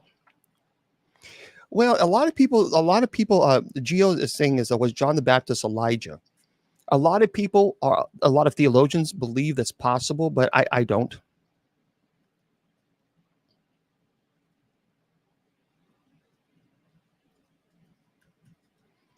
I don't know where Shannon is. She has issues with her. Yeah, there's a theology. There is a connection made between John the Baptist and the prophet Elijah. And people are asking about Matthew chapter 11, verse 14. And that's when Jesus refers to John the Baptist as the one who came in the spirit of Elijah. And that connection is also mentioned in Luke chapter 1, verse 17. It's foretold that John the Baptist would come in the spirit and power of Elijah. And so, but theologians will argue, many theologians will argue that doesn't mean that John the Baptist was not reincarnated as of Elijah. There are similarities in the roles as prophets preparing the way of the Messiah. So that's what a lot of theologians would argue. Yeah, that's why, because it's to understand the term in the spirit. In the spirit is not the same terminology of having or obtaining or owning the same spirit. So in the spirit of, we celebrate in the spirit of Christ. We celebrate in the spirit of the Holy Spirit. We celebrate in the spirit of love. So it's an expression of language, I think. Sure, Missy. That's just my take on it. Oh yeah, no, they certainly will. They will know that they are the Antichrist. And I do believe now, no, and a lot of people ask about Revelation. I am teaching Revelation, by the way. We just started. So we just finished the 7 churches, the letters of the 7 churches. So we just start. So that's Sundays and Wednesdays. Sundays and Wednesdays at 8 p.m. Eastern Standard Time, I teach the Bible study, the readings. And then at 9 o'clock, thank you. And at 9 o'clock, that is when I teach actually Revelation. So tomorrow, we're going to pick up Revelation. And so if you haven't missed a whole lot, so you're more than welcome to join us. People ask me all the time about this. And I've already taught it. This is like the third time in the row, which is fine. Well, thank you, Ellie. Thank you for the universe. It's beautiful. Thank you very much. Oh, shoot. Yeah. So we're going to be into Revelation again tomorrow.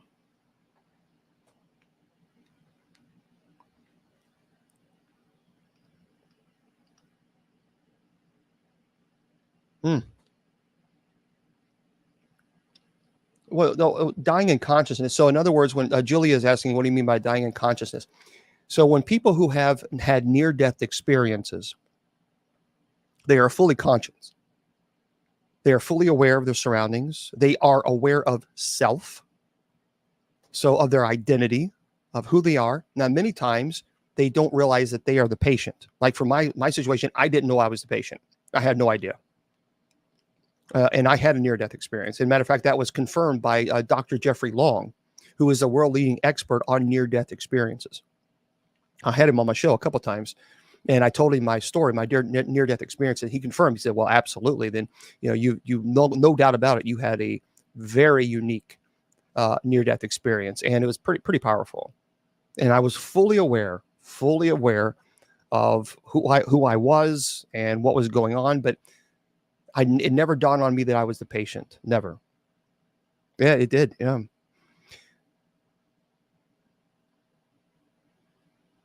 Yeah. See, no, God always existed. God exists outside of time and space. So thank you there. Yeah. For those of you who don't, so what happened is I had to have a scope done because I had some issues with my stomach. I had stomach tumors. So I had some cancer problem in the stomach. And so they were going to do a scope. And they did. And my mom had passed away in 2014. And 2015 is when I had the scope done. And so I remember going in there. I remember going into the operating room. I remember all that, seeing the surgeon, remember all that. And they put the little mask on. They said, okay, we're going to get you propofol. We're going to knock you out. So just get ready. Count down, 10, 9. I was gone. And then I remember opening my eyes. Now, was it? I couldn't see my body, but I knew I was completely awake, completely aware. So I know what a dream is. I was completely aware, and there was a horrible noise going off behind me, really loud noise going off. But for some reason, I couldn't turn around. I don't know why I couldn't turn around, but it never dawned on me that I was the patient. And then I saw to my left, because I was laying down. To my left was this doctor, and he was panicking. I mean, he was freaking out. And I just I was trying to communicate with him, but I couldn't speak. I couldn't communicate. And that was very frustrating because I wanted him just to calm down. Just like, hey, everything's going to be okay. What can I do to help? Again, because it never dawned on me that I was the one that was in trouble. And there was a very bright light right behind the doctor, incredibly bright light. A silhouette came right behind the doctor. And she walked closer and closer. And I looked, and at first I didn't recognize her. She was young, radiating, I mean, joy, the intense joy that I can't explain. There are no words. There's no words. And I looked closer and closer. I thought, my God, that's Mom. And so she put her hand on his shoulder. He took a deep breath. He said something to somebody behind me. I don't know. I couldn't communicate with him. I didn't hear what he was saying. What's odd is I couldn't hear him saying anything, but I could hear the noise behind me, that horrible machine going off. And my mom looked at me. She smiled, she nodded, and she faded away. And so I then remember coming into the recovery room. My sister Jennifer was there, and I was like, Jennifer, I saw Mom. I saw Mom. And Jennifer told me, we know you saw Mom. The entire hospital knows you saw Mom because you were coming all the way from the surgery room. When they were wheeling you down here, you were screaming at the top of your lungs. You saw Mom. She said you wouldn't shut up. And because apparently I saw Mom. I saw Mom. I don't remember that, obviously, because I was still under propofol. I was still under anesthesia. So I talked to Dr. Long about this, Dr. Jeffrey Long, who has the world's largest database of people who are clinically dead who've told their story. And my mom used to work in cardiology. So he said, James, you realize that your mom placing her hand on his shoulder, she was guiding the doctor. She was helping the doctor. That's why he took that breath and calmed down. And also that really loud noise going off behind you was the anesthesiologist machine going off because you flatlined. So when you flatline, there's a really loud noise to alert the anesthesiologist.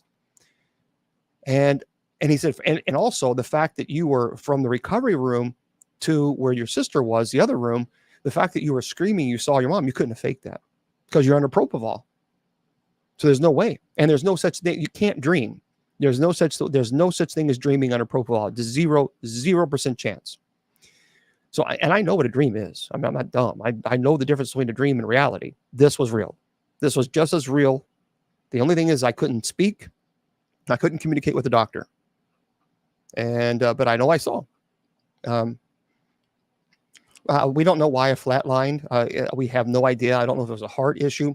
As a matter of fact, the operating nurse that was, when they wheeled me into, I was obviously in the bed, and they wheeled me into the operating room. I saw the nurse, and I said hello and all that other stuff. When they wheeled me out, so after I fully recovered, and they were wheeling me out in the wheelchair, the operating nurse, the nurse that was in the operating room, she's the one who wheeled me down. Now, as a chaplain in the hospital, you don't do that because they pay the operating nurses a decent amount of money, and they need them there, obviously in the operating room, because they have other responsibilities to take care of. They're not porters. So they don't get paid to be porters. And I even asked her, I said, why are you, so you're the operating room, the nurse, why are you wheeling me down? What happened? I want to know what happened in the operating room. She said, sir, I'm sorry, I can't talk to you about that. You have to speak to the surgeon about it. So she didn't want to discuss it. She had no desire to discuss it, and she didn't. But she's the one who wheeled me down. Even then I thought that's very strange. So I absolutely am 100% confident that what I saw was my mom, and no one would be able to convince me otherwise. Yeah, it was pretty powerful. Are all ghost demons? No, I'm absolutely 100% convinced that's not true. So there's a lot of people who will always say all ghosts are demons. Disagree. And people say, well, yes, they are. And then I say, based on what? Based on your opinion? Well, that doesn't make it a fact. Well, based on the Bible. Well, based on the Bible, then read Luke chapter 24, verse 36 through 51. Where when Jesus was crucified, and then he appeared to them on the third day, and the disciples were terrified, and they said it's a ghost. They did not say demon.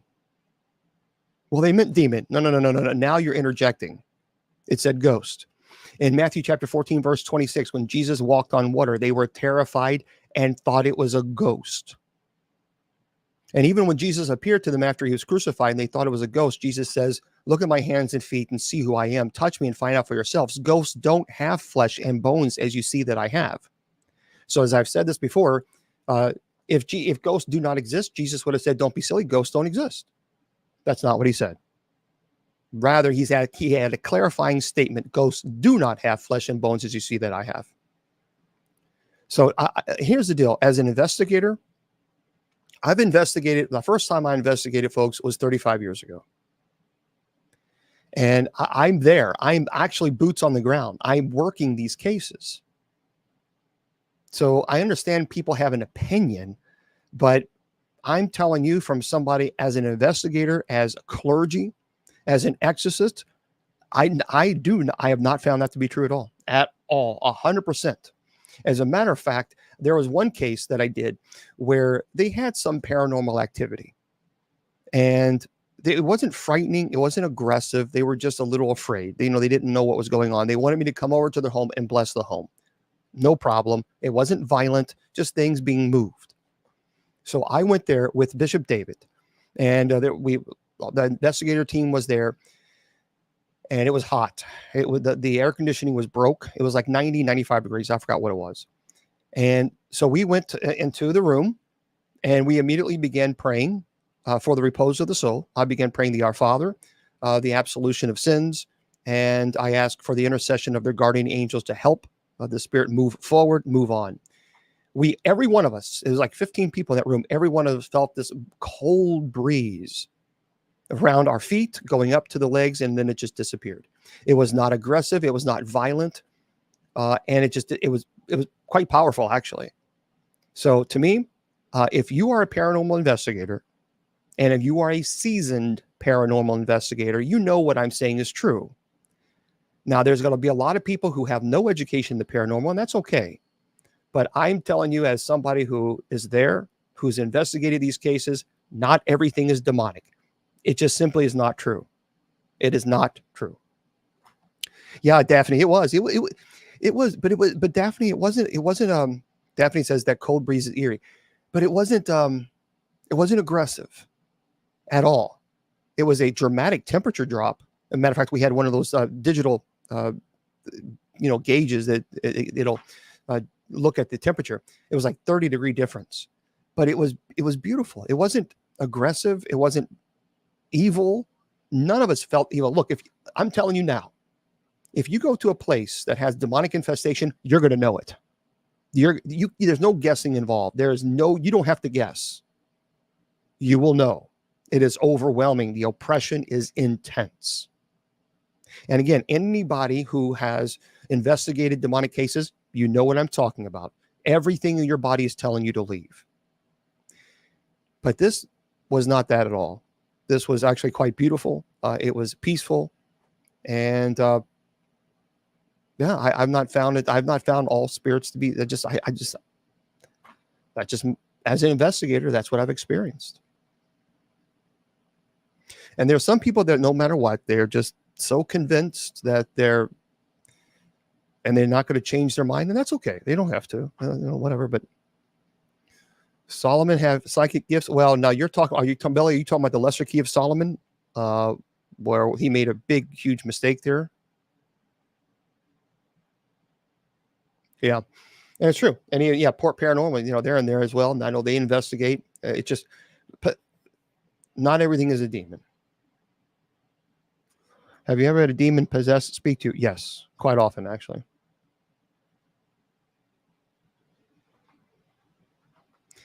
Because heaven exists outside of time and space.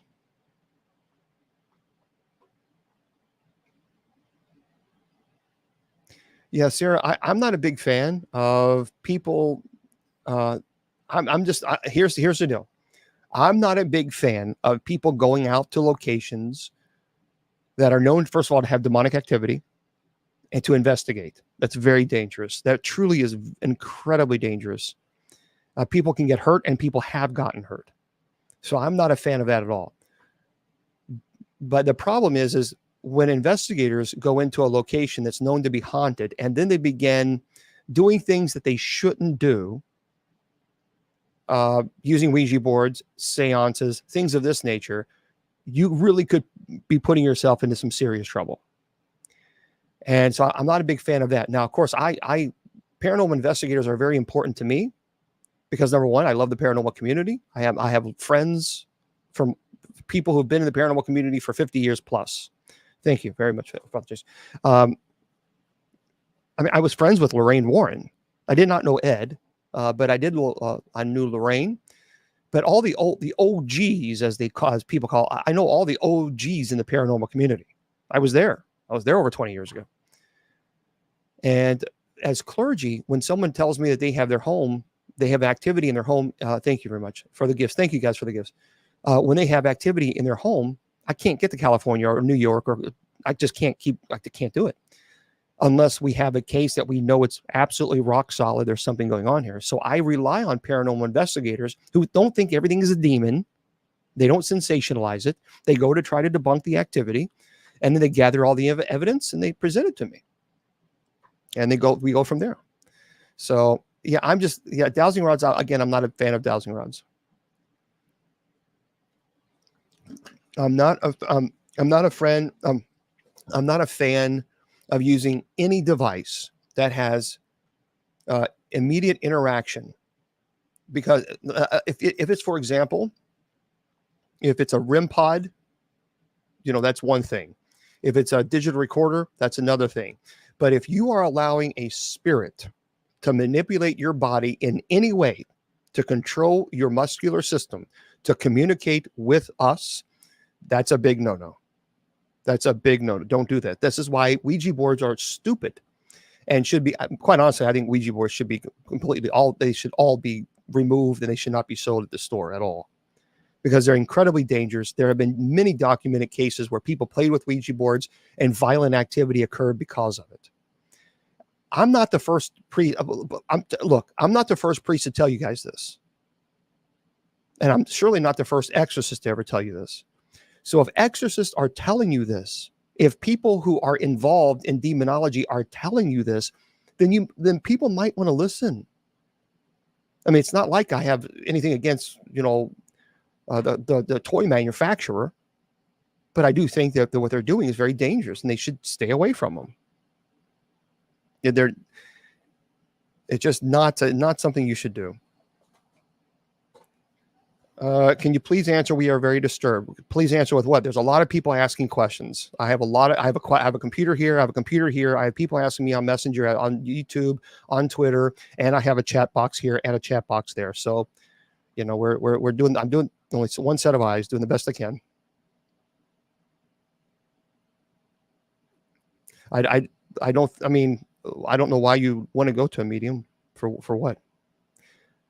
I do believe, okay, folks, if you're going to troll and you're going to say, I asked you 5 questions, you didn't answer. First of all, you're going to be completely ignored. I'm doing the best I can. So stop with the narcissistic personality disorder issue. Stop with that. Just stop. There's a lot of people asking questions, and you're not the only person in the chat room. So just relax, just chill. Man, people are so aggressive.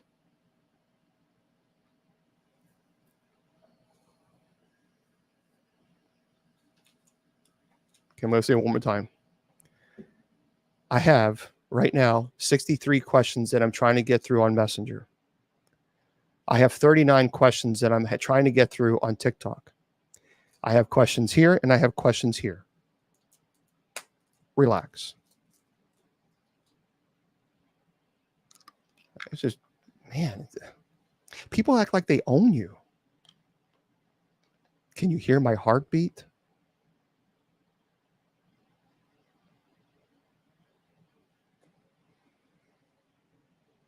I've never been asked if you can hear my heartbeat.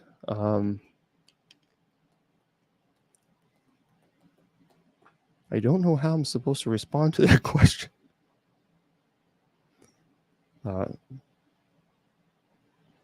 Accept Jesus Christ, your personal Lord and Savior.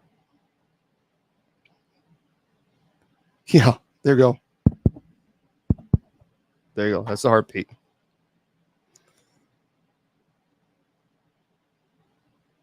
Yeah. Oh, I talk a lot about the demon encounters and ghost encounters. But if I do that, then I get very frustrated. Then people scream at me because I'm not answering their question. Like, okay. Well, thank you there, Sue baby.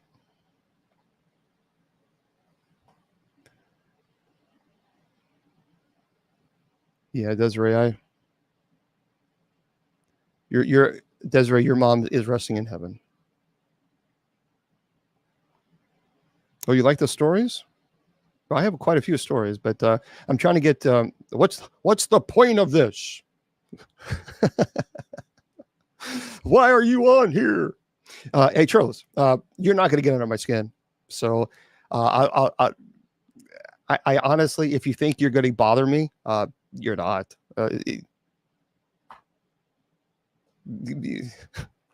You see, you don't define my value.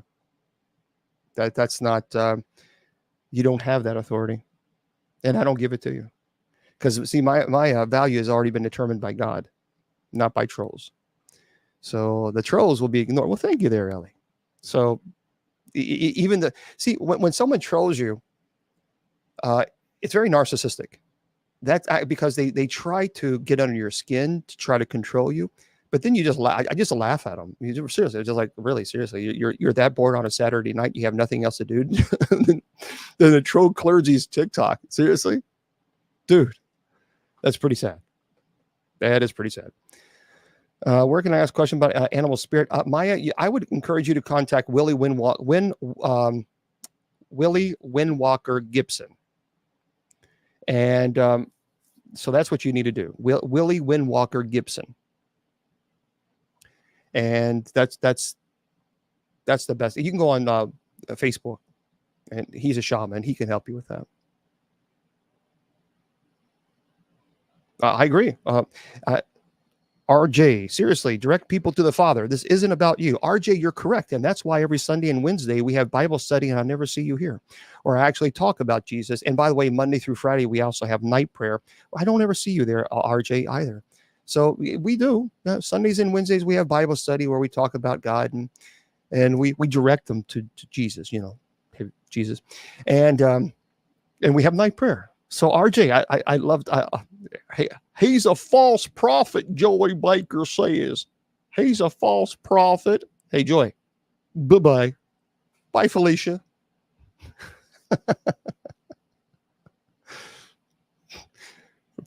Joy says, he's a false prophet. You better start crying.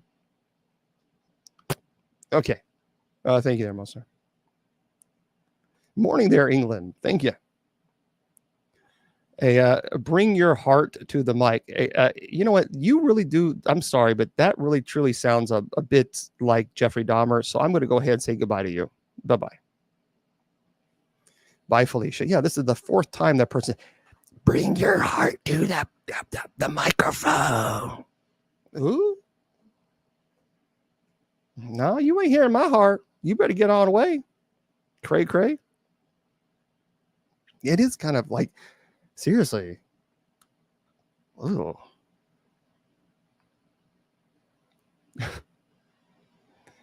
Well, yeah. Did you just quote Friday? What's a Friday? What's Friday?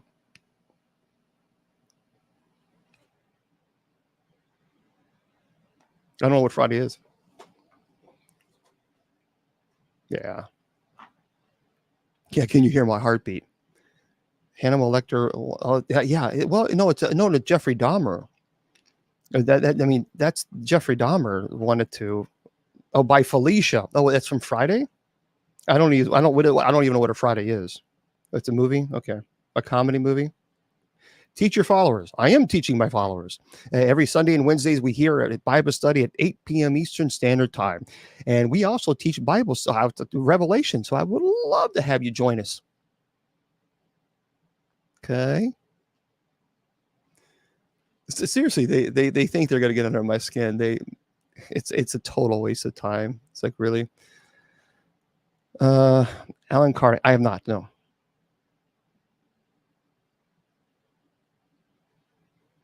Lone Star. Oh, you're a Protestant? No, I'm not a Protestant. Can you answer my question? Sunday, you're not the only person asking questions, but go ahead and ask it, and we'll try. I do. That's a good question, Martha. That's a good question. Do you consult with a psychiatrist before beginning exorcism? Actually, I require one. I will not perform an exorcism on anyone without having a psychological evaluation. It's not even an option. So they must have one. So they gotta have it. Will do there, Tamara. Thank you. The April 8th, yeah, I mean, I'm a space nerd, so I like the April 8th eclipse situation. But what skills, what are you? I mean, Catholic, or I'm Catholic.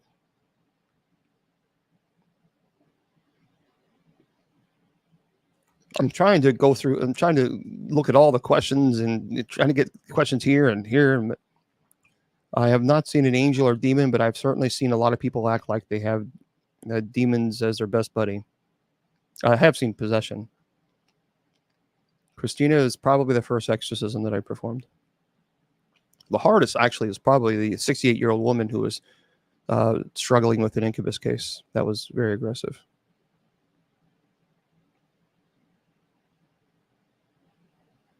I don't think purgatory is a bad thing. I think purgatory is nothing wrong with purgatory. I think purgatory is a purging of sin so that you can unite with a pure spirit as Christ, or with God, obviously. So I don't think purgatory is something bad at all. Well, can they trick the psychologist? They certainly can, but the psychologist, obviously is trained enough to know whether or not the person is dealing with a psychological issue. But even then, I mean, a person who has even psychologically ill, they can still be possessed. So there are things that an exorcist will know, and we will do to determine whether or not we're dealing with someone who's mentally ill versus a possession, or both. No, the first case was probably the one. Can Baptists exorcise? Yeah, there are Baptist exorcists that I know. Yeah, it was terrible. It was that the incubus case was very horrible. What is the common diagnosis for people who needing an exorcism? A common diagnosis? Well, I mean, sometimes there might be levitation, aversion, religious objects, languages that are unknown, that they've never learned, prognostication, retrocognition, the abilities to have both of those.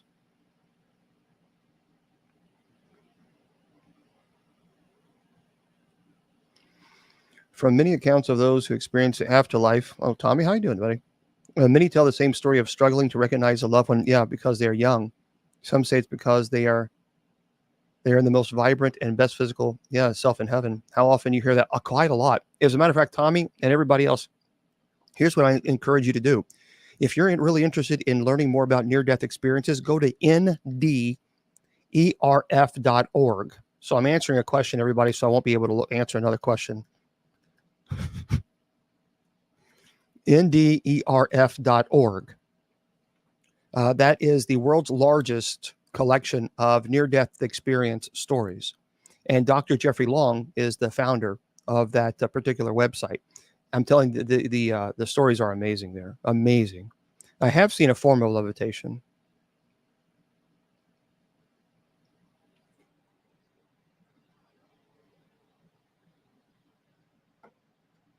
Okay, let me just make this very clear. We don't talk politics here. So there's a lot of other social media outlets that they're talking politics, and they're screaming and yelling at each other, and they're salivating and foaming at the mouth. That's not here. We don't do that. So we're not interested in it. Not at all. So I appreciate your personal opinion on the matter, but we don't do politics here. Not interested. I mean, I have my political point of view, but that's not this platform. I thought this was a comedy.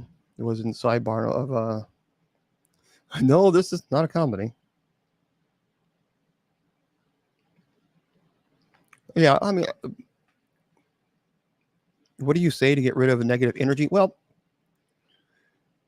and that's so I'm answering a question, everybody. So that means I can't answer a question because I'm answering this question. Isn't that terrible that you have to say that? Okay. If you have a demonic infestation, then we would perform what's called the minor rite of exorcism. We go to the home, we bless the home, and we force the entity to manifest. We perform the minor rite. We expel the demonic or malevolent entity from that home. So now you can also, of course, do your own blessing in your home, and you can use the Epiphany of the Doors. It's a blessing. Google that, Epiphany of the Doors, blessing of the doors, chalking of the doors. It's all the same terminology. And you can certainly do that yourself. That's not an issue. And I would encourage you to. I do it every week. I do it in my place. So you can Google Epiphany of the Doors, blessing of the doors, and you can do that. So, yep. Thank you there, Judy Ann.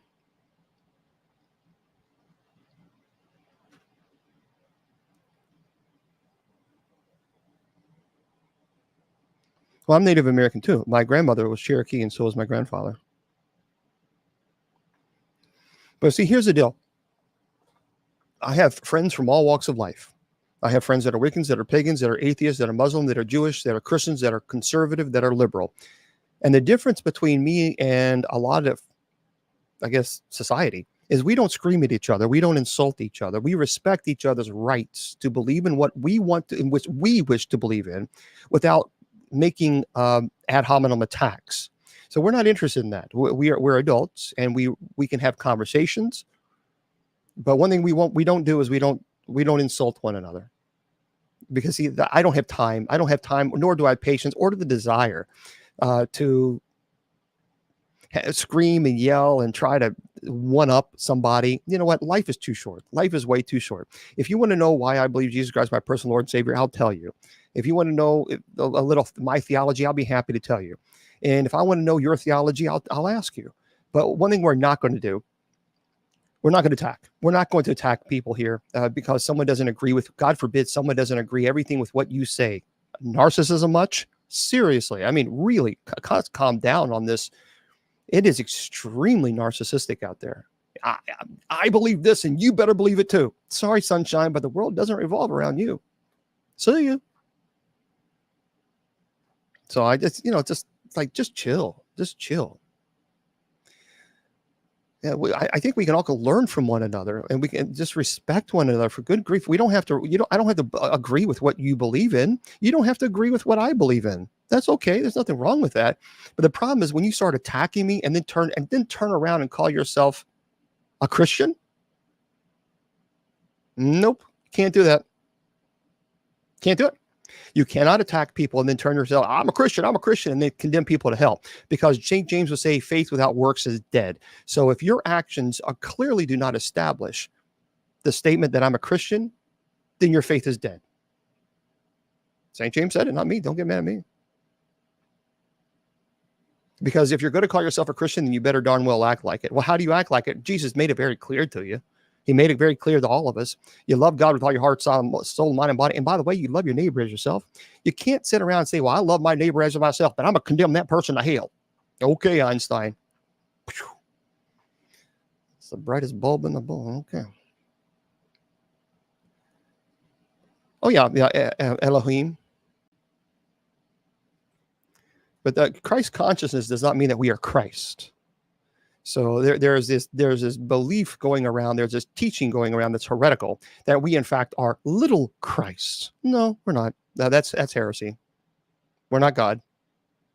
Now, Christ consciousness, as far as showing compassion, showing love to everyone, no matter who they are. Well, yeah, we should all strive for that. Oh boy, Phil, don't get me started on that, buddy.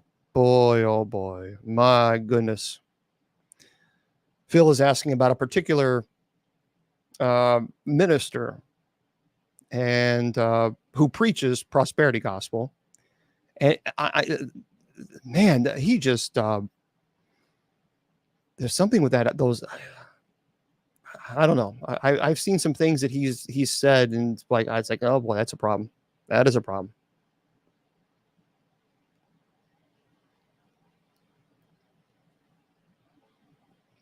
Yes, Nessa, actually, I do believe our pets go to heaven. Actually, Revelation talks about that there will be animals in heaven. Prosperity gospel is heretical.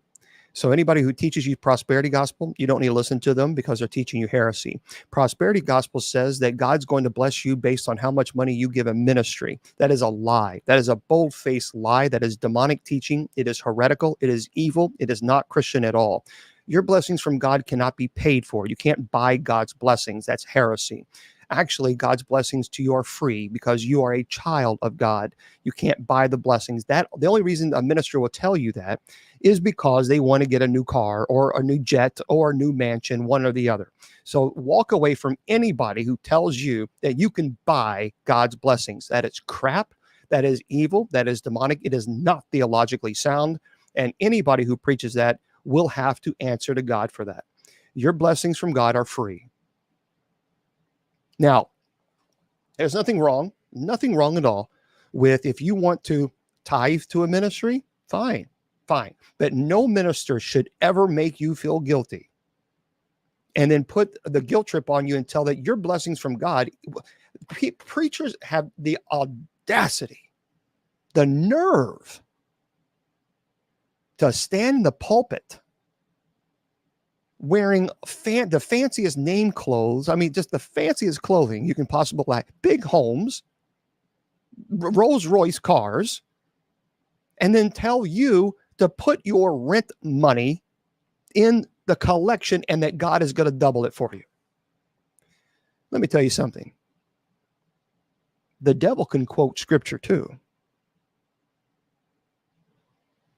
So just because someone can quote scripture, they're not listening to the Holy Spirit, because that is not Christian. That is evil. That is manipulative. And nobody should ever do that. Never. That's just disgusting. So walk away. No. Run away. Run away from anybody who tells you that God's blessings to you is contingent upon how much money you give a ministry. That is bullshit. And yes, I said shit. It is evil. It is demonic. And it's absolutely 100% heretical. A payment plan.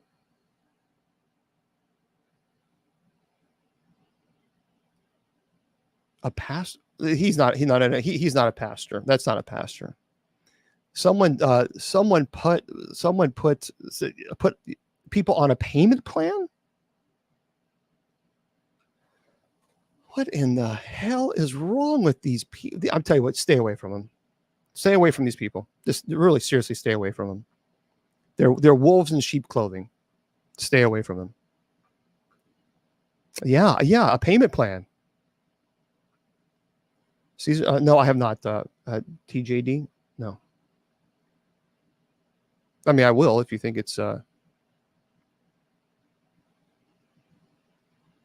think you can pray anytime. Prayer is you're having a conversation with your Father. And you can pray in church. You can pray when you're walking. You can pray when you're going to sleep. You can pray when you're waking up. You can pray. You should pray. Pray as you're having a conversation with God. Alice. Yeah, I get really irritated. I get really angry. And people say, boy, you're really angry. I am angry. When people who call themselves pastors make parishioners feel guilty because they can't put enough money in the collection plate, that does make me mad. Just as it made Jesus angry when he saw all these con artists in the temple, the money changers, and he threw them out. And it should make anybody mad, because there's a lot of people that are struggling. Most people that I know are 1 to 2 paychecks from going homeless themselves. And they're living basically paycheck to paycheck. And then on top of that, you have people who are really struggling with spiritual issues. And then they go to this pastor, this clown, this wolf in sheep's clothing, who puts a guilt trip on them and tell them to give more money in the collection plate because then God's going to bless you. Now, the only person who's going to be blessed is that con man who calls himself a preacher when he gets in his Mercedes, and you just now put your rent check in there, and now you don't have money to pay the rent.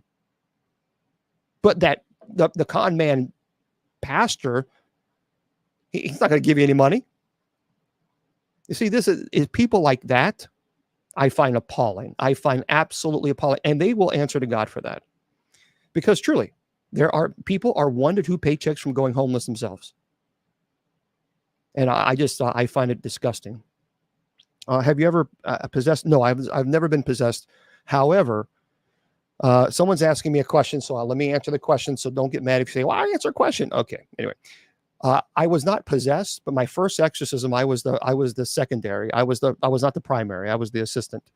And this was actually on the Eli Roth show, the Legion of Exorcists show that I was on. The first exorcism, I lifted the eyelids, and the eyes were solid black.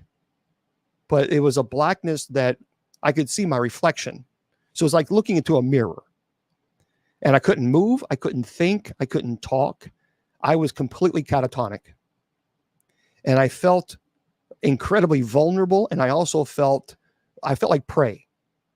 And that was a very intimidating experience. So, but the eyes were not a dull black. They were, it was like a mirror. I could see my reflection. And that was the first exorcism that I worked. And that was pretty intense. Nope. I don't charge. So again, for people who are saying you're doing this for money, again, hi, my name is Bishop James Long, and I appreciate you coming in and meeting me for the very first time, people making judgment. I don't get paid as clergy. I don't receive a paycheck. I receive no stipend, and I actually have never charged 1 penny in over 20 years since I've been doing this ministry. I actually pay for it out of my own pocket. How do you do that, Bishop Long? Thanks for asking. I actually teach English online, so that's how I supplement. And I have, of course, Judy Ann has helped greatly, and then people offer gifts to the ministry. So if I can get to people's homes, because if someone is in Texas or California or Florida and they say, please come here, I have to find a way to get there, to rent a car, to get a plane ticket, and to get a hotel. So, and I don't charge the people. Never have, never will. So I have to find a way to raise funds so I can get to that location. So for those of you who are saying, well, you're doing this for money, again, that's being judgmental, and shame on you. And I just talked about prosperity gospel and how I don't like preachers actually using that. And again, you're still going to know. See, no matter what I do, I've done it for free for 20 years, and that's still not good enough for you, is it? Still not good enough. But you'll offer me your criticism, won't you? But you won't offer me a check so that I can get to these families' homes. Oh. I have quite a few cases right now that desperately need my help. But you'll offer your criticism for free. But you won't offer help. Which spirit are you listening to?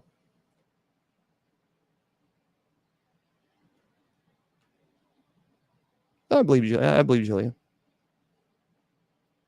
That's how I feel. I have always said this. Folks. There are people in this world, you can give them $1 million, and they will talk about you like you are the dirtiest, rotten, low-life, egg-sucking dog out there because you didn't give them $2 million. Well, thank you there, Sue Baby. And let me tell you something. Those people will answer to God for that.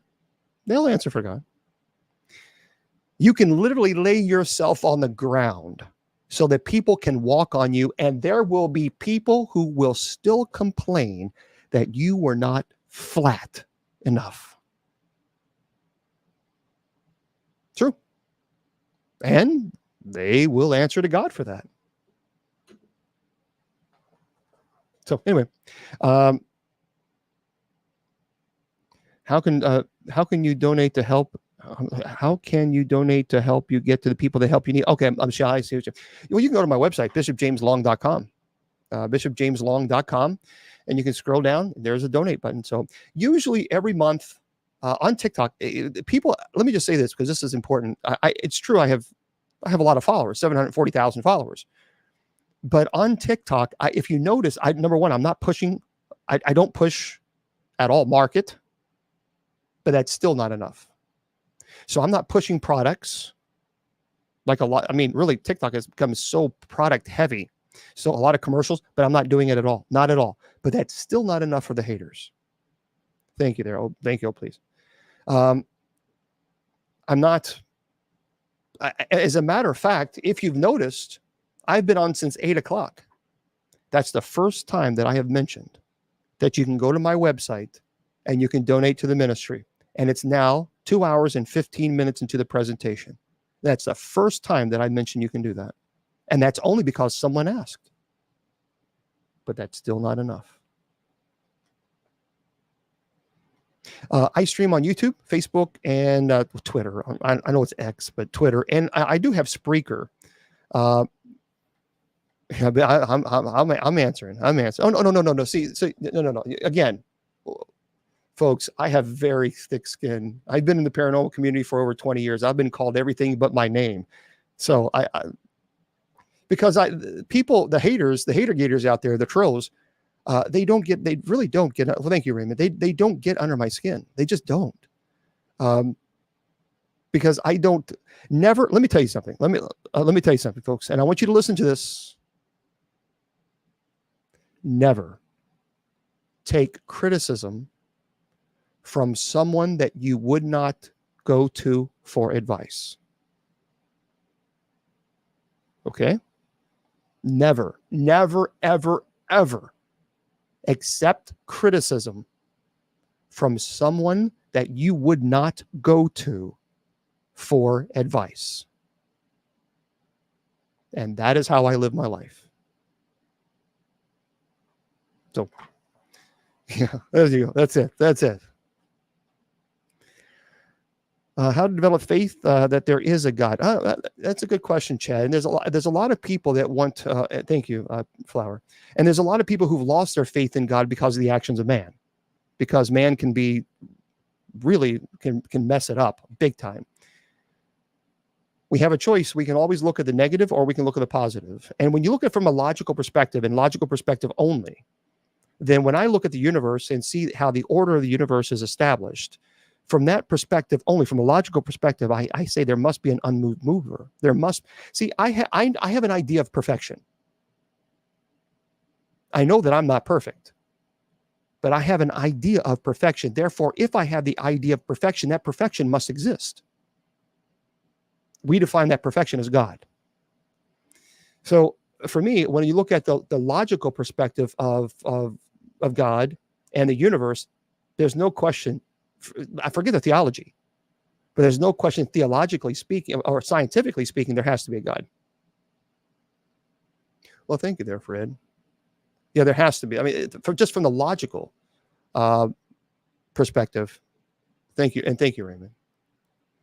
So that's, yeah, people ask me a lot about that. And I'm convinced, I am absolutely convinced that there is, that God does exist. Well, thank you. Oh, please. Thank you there. Is it Tony or Tori? Thank you. Do you have a group of people you work with your exorcism? Good question. Actually, it's good now because we have clergy that are starting to be formed and trained in the community. So I can count on them now, which is really nice. And I won't have to take on all the cases. So I'm happy about that. But we really do. That's why I love, look, people like to attack paranormal investigators. Well, let me tell you something. For those of you who want to attack paranormal investigators, I ask you to stop for a second. Paranormal investigators are people who do this really to try to help, who don't think everything is a demon. These people are rock stars, and they deserve respect. Now, I'm not talking about people who go there just for the thrill and they cause problems and they provoke. No, I work with people who've been in the field for a long time. They go to these locations, they gather all the evidence. If you have ever paranormal investigated, let me tell you something. If you've done it seriously, thank you, Tasha. If you've done this, you know how much work goes into investigating. So if you have a digital recorder and you're recording and you've recorded 8 hours, then you have to go through all those 8 hours. It is tedious. It is time consuming. It is a lot of work. And I use paranormal investigators. I work with paranormal investigators, and I'll tell you why. Because I am one person. I can't be in 50 different places all at the same time. So if there's a case in California or Florida or Hawaii or Alaska, wherever, then I reach out to paranormal team and I say, look, I have a case here.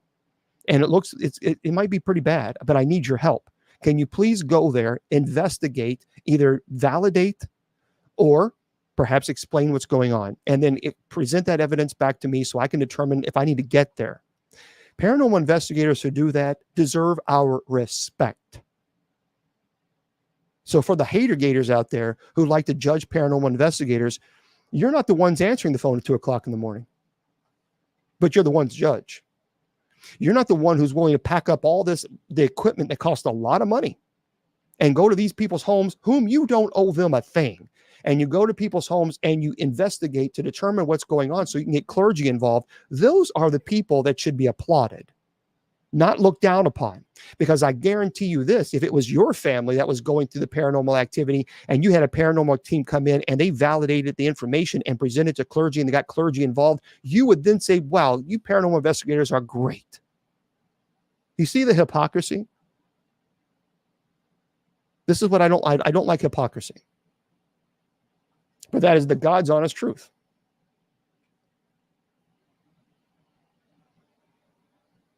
Yeah, equipment is very expensive. It is not cheap. It's money. It takes some money to do that. And people who are willing to do this, they should be applauded, not disrespected.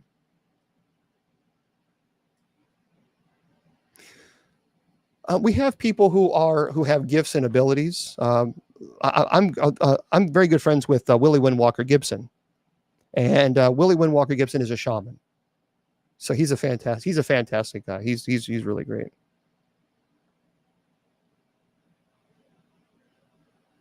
Okay. Oh, well, that's very nice, Cigarette. Thank you for guiding me back to God. Without your Bible studies, I'd still be lost. That's very sweet of you. Thank you. Thank you there. I appreciate that.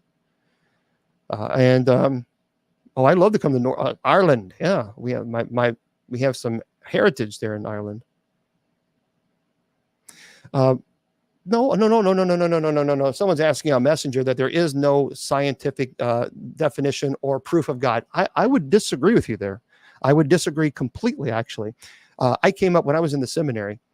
I did a large, massive paper for my master's, and the theme, or what I argued, was the complexity of the design alone clearly points to a greater intelligence of the design itself. So in other words, the complexity of the universe, just taking the complexity alone, it absolutely clearly points out that there must be a greater intelligence of the design itself, because it is so complex. Something inferior to the complexity of the universe could not have created it. So therefore, something much more greater, much more perfect than the complexity of the design must exist. Therefore, God has to exist. And that's God.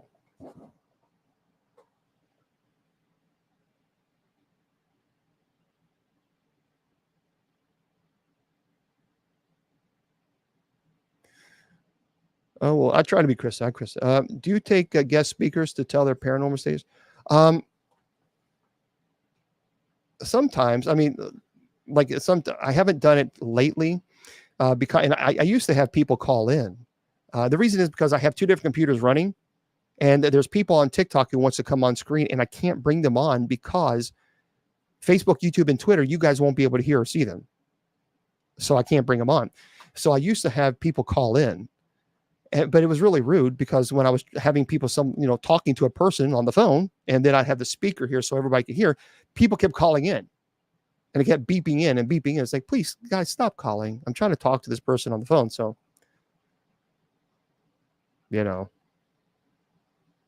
oh, wow. Prayer, deliverance of prayer. We'll have to send me a message on Facebook. We'll have to talk about that. Help possession. That's a thought. I mean, clergy is where they really need to turn to their clergy member if they're having issues.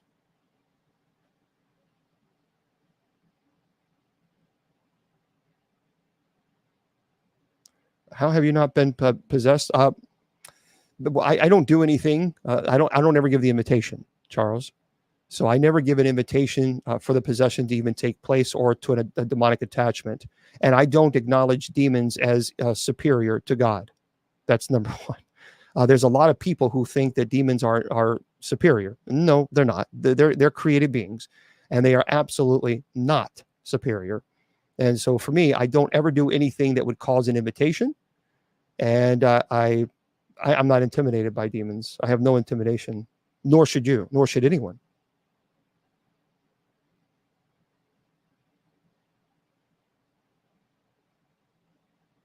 No. The people think that you can an angel possess a human for good? No, and I'll tell you why. Because the question is the possession. Possession implies to take control of something without permission. So when you're dealing with possession, and once an angel violates your free will, then that is demonic. That is evil. That is something that God won't even do. And so the idea that something is going to possess you, now, can the Holy Spirit fill you with God's grace so that you can push through? That's a bit different than possession. But the term possession implies to take ownership of something without permission.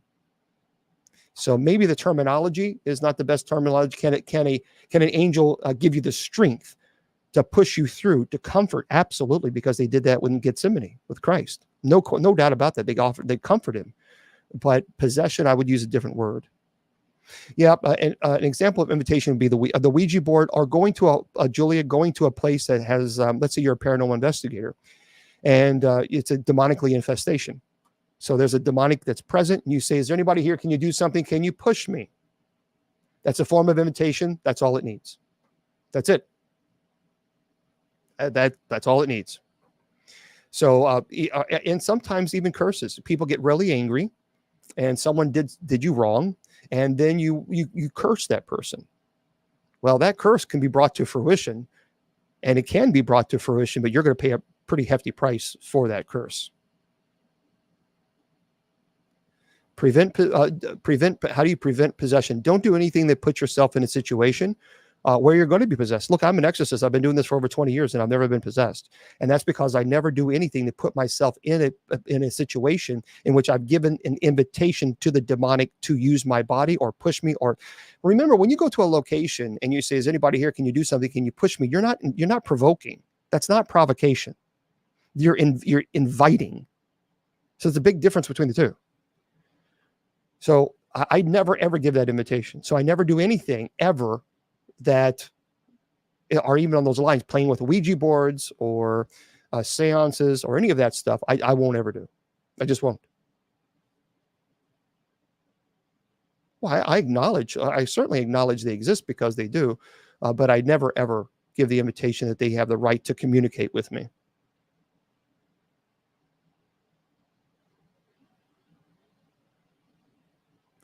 Yeah, Julia, they're actually the Gates of Hell Cemetery in Kentucky.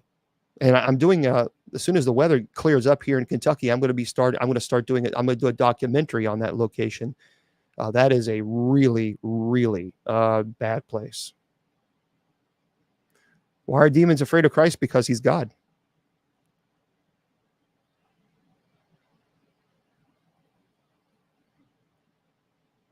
And they hate Christ. They hate God.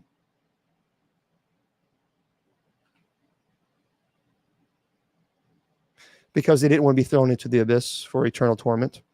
So that's why they wanted to be thrown into swine. And keep in mind, swine were considered filthy animals, unclean animals in Jesus' time. So instead of being tortured and thrown into the abyss and judged, they asked to be placed there. You disagree? Okay, well, disagree with what? I have heard of Helltown, Ohio. Yeah.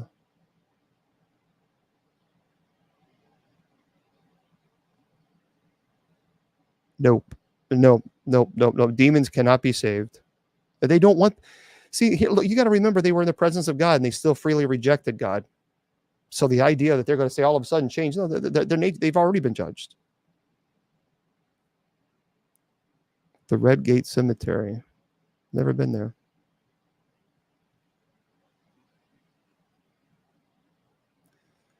God is no father, no son of mine.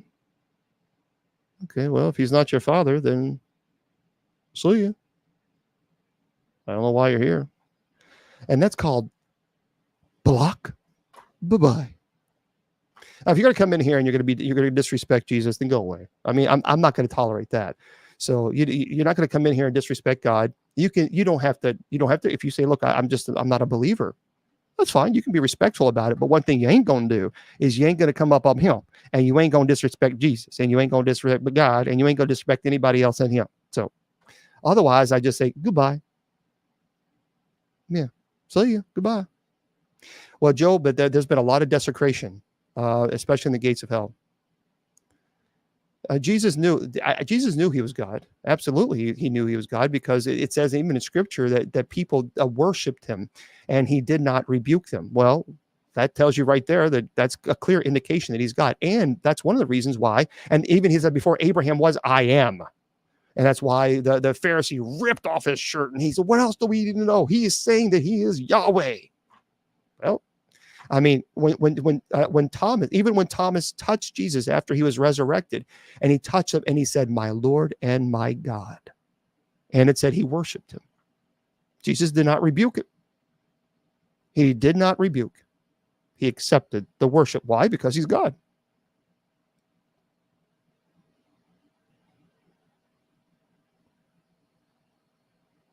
Yeah, unfortunately, there's been cemeteries have been desecrated. There's one particular cemetery, the Gates of Hell Cemetery, Satanists. It's an old abandoned cemetery, and Satanists have gone in there and done some pretty terrible stuff. So, well, I agree. The wax lady, how is it that God is white in every church picture statue, but no one knows what color he was? I agree, wax lady. I agree. And it's a disservice, because Jesus was not a white man. Jesus was olive color. Clearly, he was, I mean, he wasn't a blonde hair, blue eyed man. So I agree with you. The Chosen is great. I like The Chosen.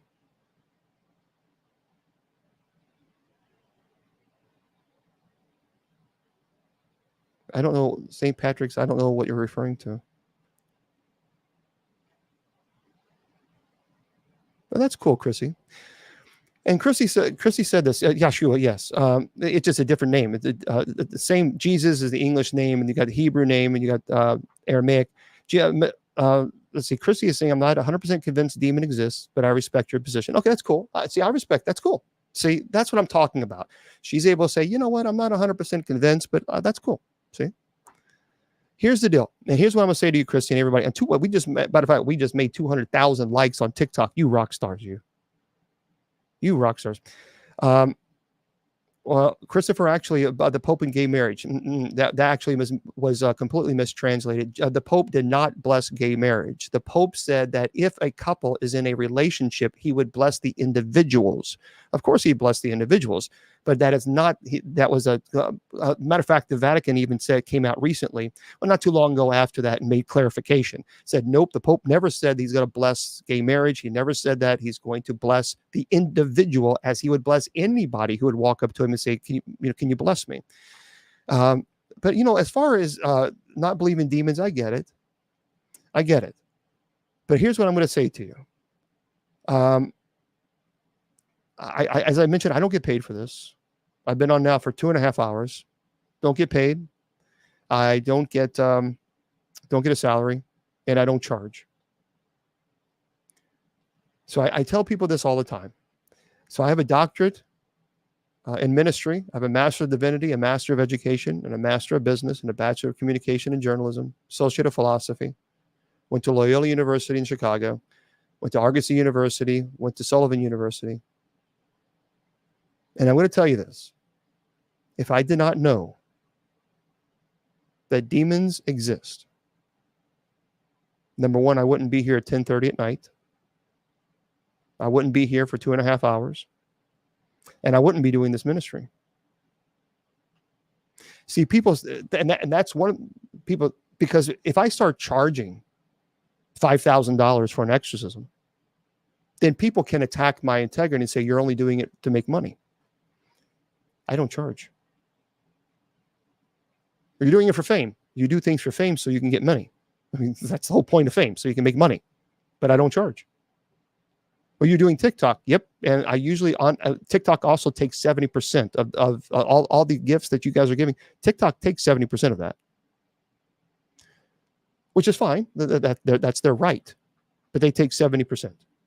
So on average, every single month, it's about $150 to $175 a month is what I make on TikTok with 740,000 followers. Now, could I make a lot more money? Yep, I can make a lot of money. How? Well, by advertising products. 740,000 followers, I can advertise products and I can make a substantial amount of money. Substantial. As a matter of fact, I had someone contact me and said, Bishop Long, you have a lot of followers. Why aren't you, how much money you get? You at least 500,000. No, $150, $175 a month. I've taken a vow of poverty. I've taken a vow of celibacy. I live a very simple life. It makes it harder that I don't charge exorcism, sure. But I do it because I'm passionate about it, because I want to help people. And there's a lot of people out there not willing to help others. And I just think, if it was my family, I'd want clergy out there helping. So, oh, you can, Juliana. The Jeep is gone. It just, it was having major problems. So I had to buy an old car. It gets me to point A to point B. So I don't, I wouldn't drive this car to a case. I wouldn't do that. But it gets me to the local Walmart and back home. No. I don't say that for braggadocious reasons. I just simply say this because I know I'm in this ministry because I've seen a lot of pain, and I've seen a lot of people struggling. And if my family member was going through, I'd want clergy to help, and I certainly wouldn't want clergy to say, "Well, I'll be more than happy to come to your home, and it'd be $5,000." Really, seriously. I mean, people like a 1 to 2 paychecks from going homeless themselves, and now you're asking for $5,000. See, I can't. I don't. Nope. I never really liked fishing. I've been fishing before, but I'm not a fan of fishing. Oh, thank you, everybody. Thank you. Thank you there, Sue. Thank you, guys. Nope. A demon has never attached itself to me. However, when I went to, thank you. When I went to, I help poor orphans. Oh, absolutely. Continue to help them. Continue to, let's see. Bishop, I could be a multimillionaire, but I help the poor orphans and widows in Kenya. And that's wonderful, because there's a lot of kids, especially all over the world, who go to bed very, very hungry. So absolutely, you should 1,000,000% use your funds to help them. No doubt about that. I forgot what I was going to say. You just lost your Southerner card. Well, my Southerner card? The hello. So anyway, yeah, you can. If you go to Bishop Julia, if you go to bishopjameslong.com and just scroll down there, there's a PO box there. What are other ways we can give? Your time. There's nothing more valuable in this life than your time. Nothing. There's nothing more valuable. Because you can't ever get it back. And once you give it to somebody, that's a gift that you can never get back ever again. So that's a very, very powerful thing to do. Oh, well, thank you, Julia. That's very kind of you. Julia, if you would send me a message on Facebook, I'll be happy to chat with you. That'd be wonderful. Yeah, we'll talk. I do. P.O. Box 754. P.O. Box 754. Well, just go to, the best way is just go to my website, bishopjameslong.com. Let me just double check. I'll get to that question about attachment. bishopjameslong.com. Scroll all the way down. Yep, it says mailing address. There it is right there. Bishop James Long, P.O. Box 754, Lemon Junction, Kentucky 40150. Yeah, that's the ministry mailing address. So yeah, just Bishop James Long, LONG.com. Scroll down to where it says mailing address. Attachment. I've never had a demonic attachment. However, when I went to the Gates of Hell Cemetery, and you're going to learn more about, thank you, Julia, and you're going to learn more about the Gates of Hell Cemetery. But I was with my buddy, Steve, I went to the seminary with, and we went to the Gates of Hell Cemetery. It's a really people have done some terrible things at this cemetery. And we were coming home. We were on the expressway and we were driving. It was late at night. And I remember looking over here and asking him a question. And as I looked over here, there was a little boy that it looked like he was like an 1890s, 1880s clothing or something like this. But he was right behind in the back seat and just doing this on the armrest or in the middle of the aisle, whatever you call it. Just doing this, just listening to the conversation. And I almost got into I almost got into a crash because I slammed on the brakes and turned to the right, and there was a wall there. And I was not expecting to see, an 8-9-year-old boy sitting back there in 1880s clothing. But that's the only time that now. Of course, I've had a lot of EVPs, electronic voice phenomena. So I got a lot of EVPs from some really creepy places. But as far as an attachment, no. Yeah, I don't know. It's interesting. It was very fast. We both saw it. I looked and I was asking him a question. He looked at me and we both saw it. And he was pale as a ghost. Sleep paralysis is not always demonic. Thank you, sleeping. Sleep paralysis is not always demonic. So, as a matter of fact, I had a neurologist on the show, and he actually taught us a lot about sleep paralysis. So if you're having issues where you have these episodes when you're going to sleep or waking up, it's a sleep paralysis episode. That's it. There's nothing evil. You don't have to worry about that. When you're dealing with a demonic, you're going to have other manifestations besides just a sleep paralysis episode. So can a sleep paralysis episode be demonic? Certainly, but you're going to have other manifestations too. Religious objects are desecrated, bangings on the walls, smelling of sulfur, people being attacked, bitten, pinched, scratched while they're awake. And so there's a lot of other activity you're going to have. Technology malfunction is normal, Sophia, in poltergeist cases.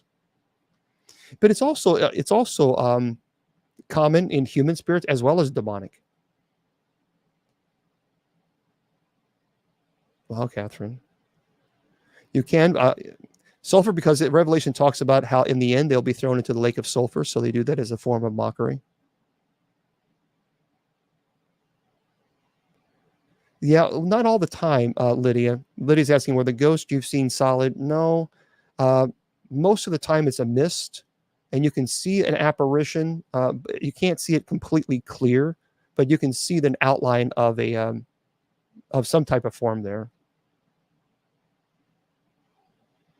Residual energy is not Sherry, is not intelligent. There's no intent. They have no concept that they exist. It's energy. It's no actual consciousness. It's just a residual energy that keeps recycling over and over and over. Oh, he was solid. Oh, that's wonderful. Well, that's a blessing that you saw him. Have demons harmed? No, they've not harmed. When I was at Ghost Adventures, when we did Bobby Mackey's, I had my EVP, my digital recorder, and it felt like a flame torch was put to my arm or to my hand, and it burnt my hand. But that's the only thing as far as.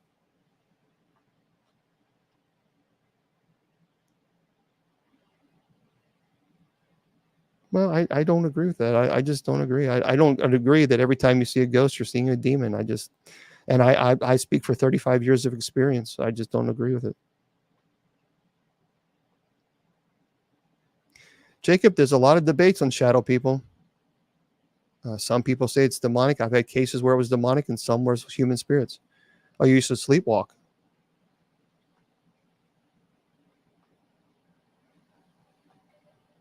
Well, okay. Okay. Damien, you want to listen to what the Bible says? Okay, let's listen to what the Bible says, Damien. In Matthew chapter 14, verse 26, when Jesus was walking on water and the disciples were terrified, they said it's a ghost. Doesn't say demon. You can't say that it's a demon because it's not. It's like saying it's a cat versus a house. Two different words. They said it's a ghost. And also, let's use scripture, Luke chapter 24, verse 36 through 51, when Jesus was crucified and he appeared to them, and it said the disciples were terrified. They said, look, it's a ghost. And Jesus actually said, touch me and find out for yourselves. Ghosts don't have flesh and bones as you see that I have. So what does that tell you? It tells you, one, that the disciples had the concept of what ghosts were. And two, if ghosts do not exist, Jesus would have said, don't be stupid, ghosts don't exist. That's not what he said. He actually clarified their statement or their belief on ghosts. So I just gave you an example of scripture. And so, no, I don't believe that. And I'm telling you this as a person who actually works cases. See, people have opinions. And then I say, what is your opinion on? From experience? Well, I've been doing this for 35 years, the first time I investigated.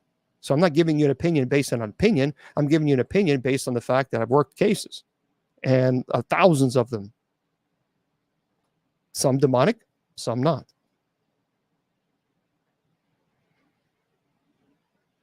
It's just an amethyst ring. You can buy it on Etsy for $58. Yeah, it's amethyst. It's on Etsy.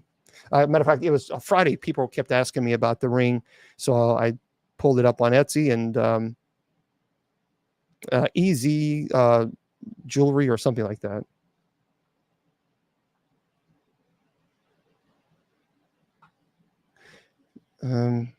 Yeah, it's like $58. What about children? I believe our loved ones can visit us. I do. Yeah, the gates of hell is no joke. As a matter of fact, I'm the one that made the name the Gates of Hell. I know that for a fact because I was there in the paranormal community over 20 years ago. And at that time, no one even knew. You got to remember, over 20 years ago, we didn't have Facebook and YouTube and TikTok, and we didn't have any of that stuff. MySpace. We actually communicated through Yahoo groups. Kind of let you know that been around for a little bit. So that's how we communicated. And nobody in the paranormal community even knew that the gates of hell existed. It's an old abandoned cemetery in Kentucky. But a family member contacted us and said, look, we're kind of concerned because we know bad activity is occurring there, and we want you to go bless the ground. So I did. And when we went there, we did an investigation. All hell broke loose. And we then went on online radio when online radio was in its infancy in 2003. And I said, man, this is like the gates of hell. And that's when someone said, that's it. That's how we're going to name this the gates of hell. And that's how it got its name. Oh, yeah, you remember that? Yeah.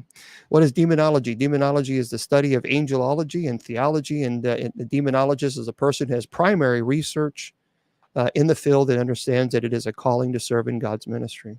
Primary research is an individual who actually takes on demonic cases versus a person who calls themselves a demonologist and just reads about demonology and goes on YouTube and then calls themselves a demonologist, but yet they've never once worked a demonic case. It is not a no, Gene. It's not a Catholic. Cemetery. Okay, folks. I'm going to have to. We all have guides. We all have. Every one of us. We have. I believe we have our guardian angels. So spirit guide, whatever term you want to call it. I believe that, folks. I have to be up at 4 o'clock in the morning. So I'd love to stay until 12. I'd love to stay until 1. But I've got to get up. So it's almost 11 p.m. Eastern Standard Time here. So I have 5 hours that I've got to get sleep before I've got to be at the hospital for chaplaincy. So I've got to run. So let me just, again, I appreciate the questions. I'm going to be here tomorrow. So I'll be here tomorrow at 8 p.m. Eastern Standard Time. And what I do is I'll teach, Bible study. And then at 9 o'clock, I'll teach Revelations until about 9:45. And then I'll answer all your demonology questions all over again. So that way we'll be here tomorrow. Okay.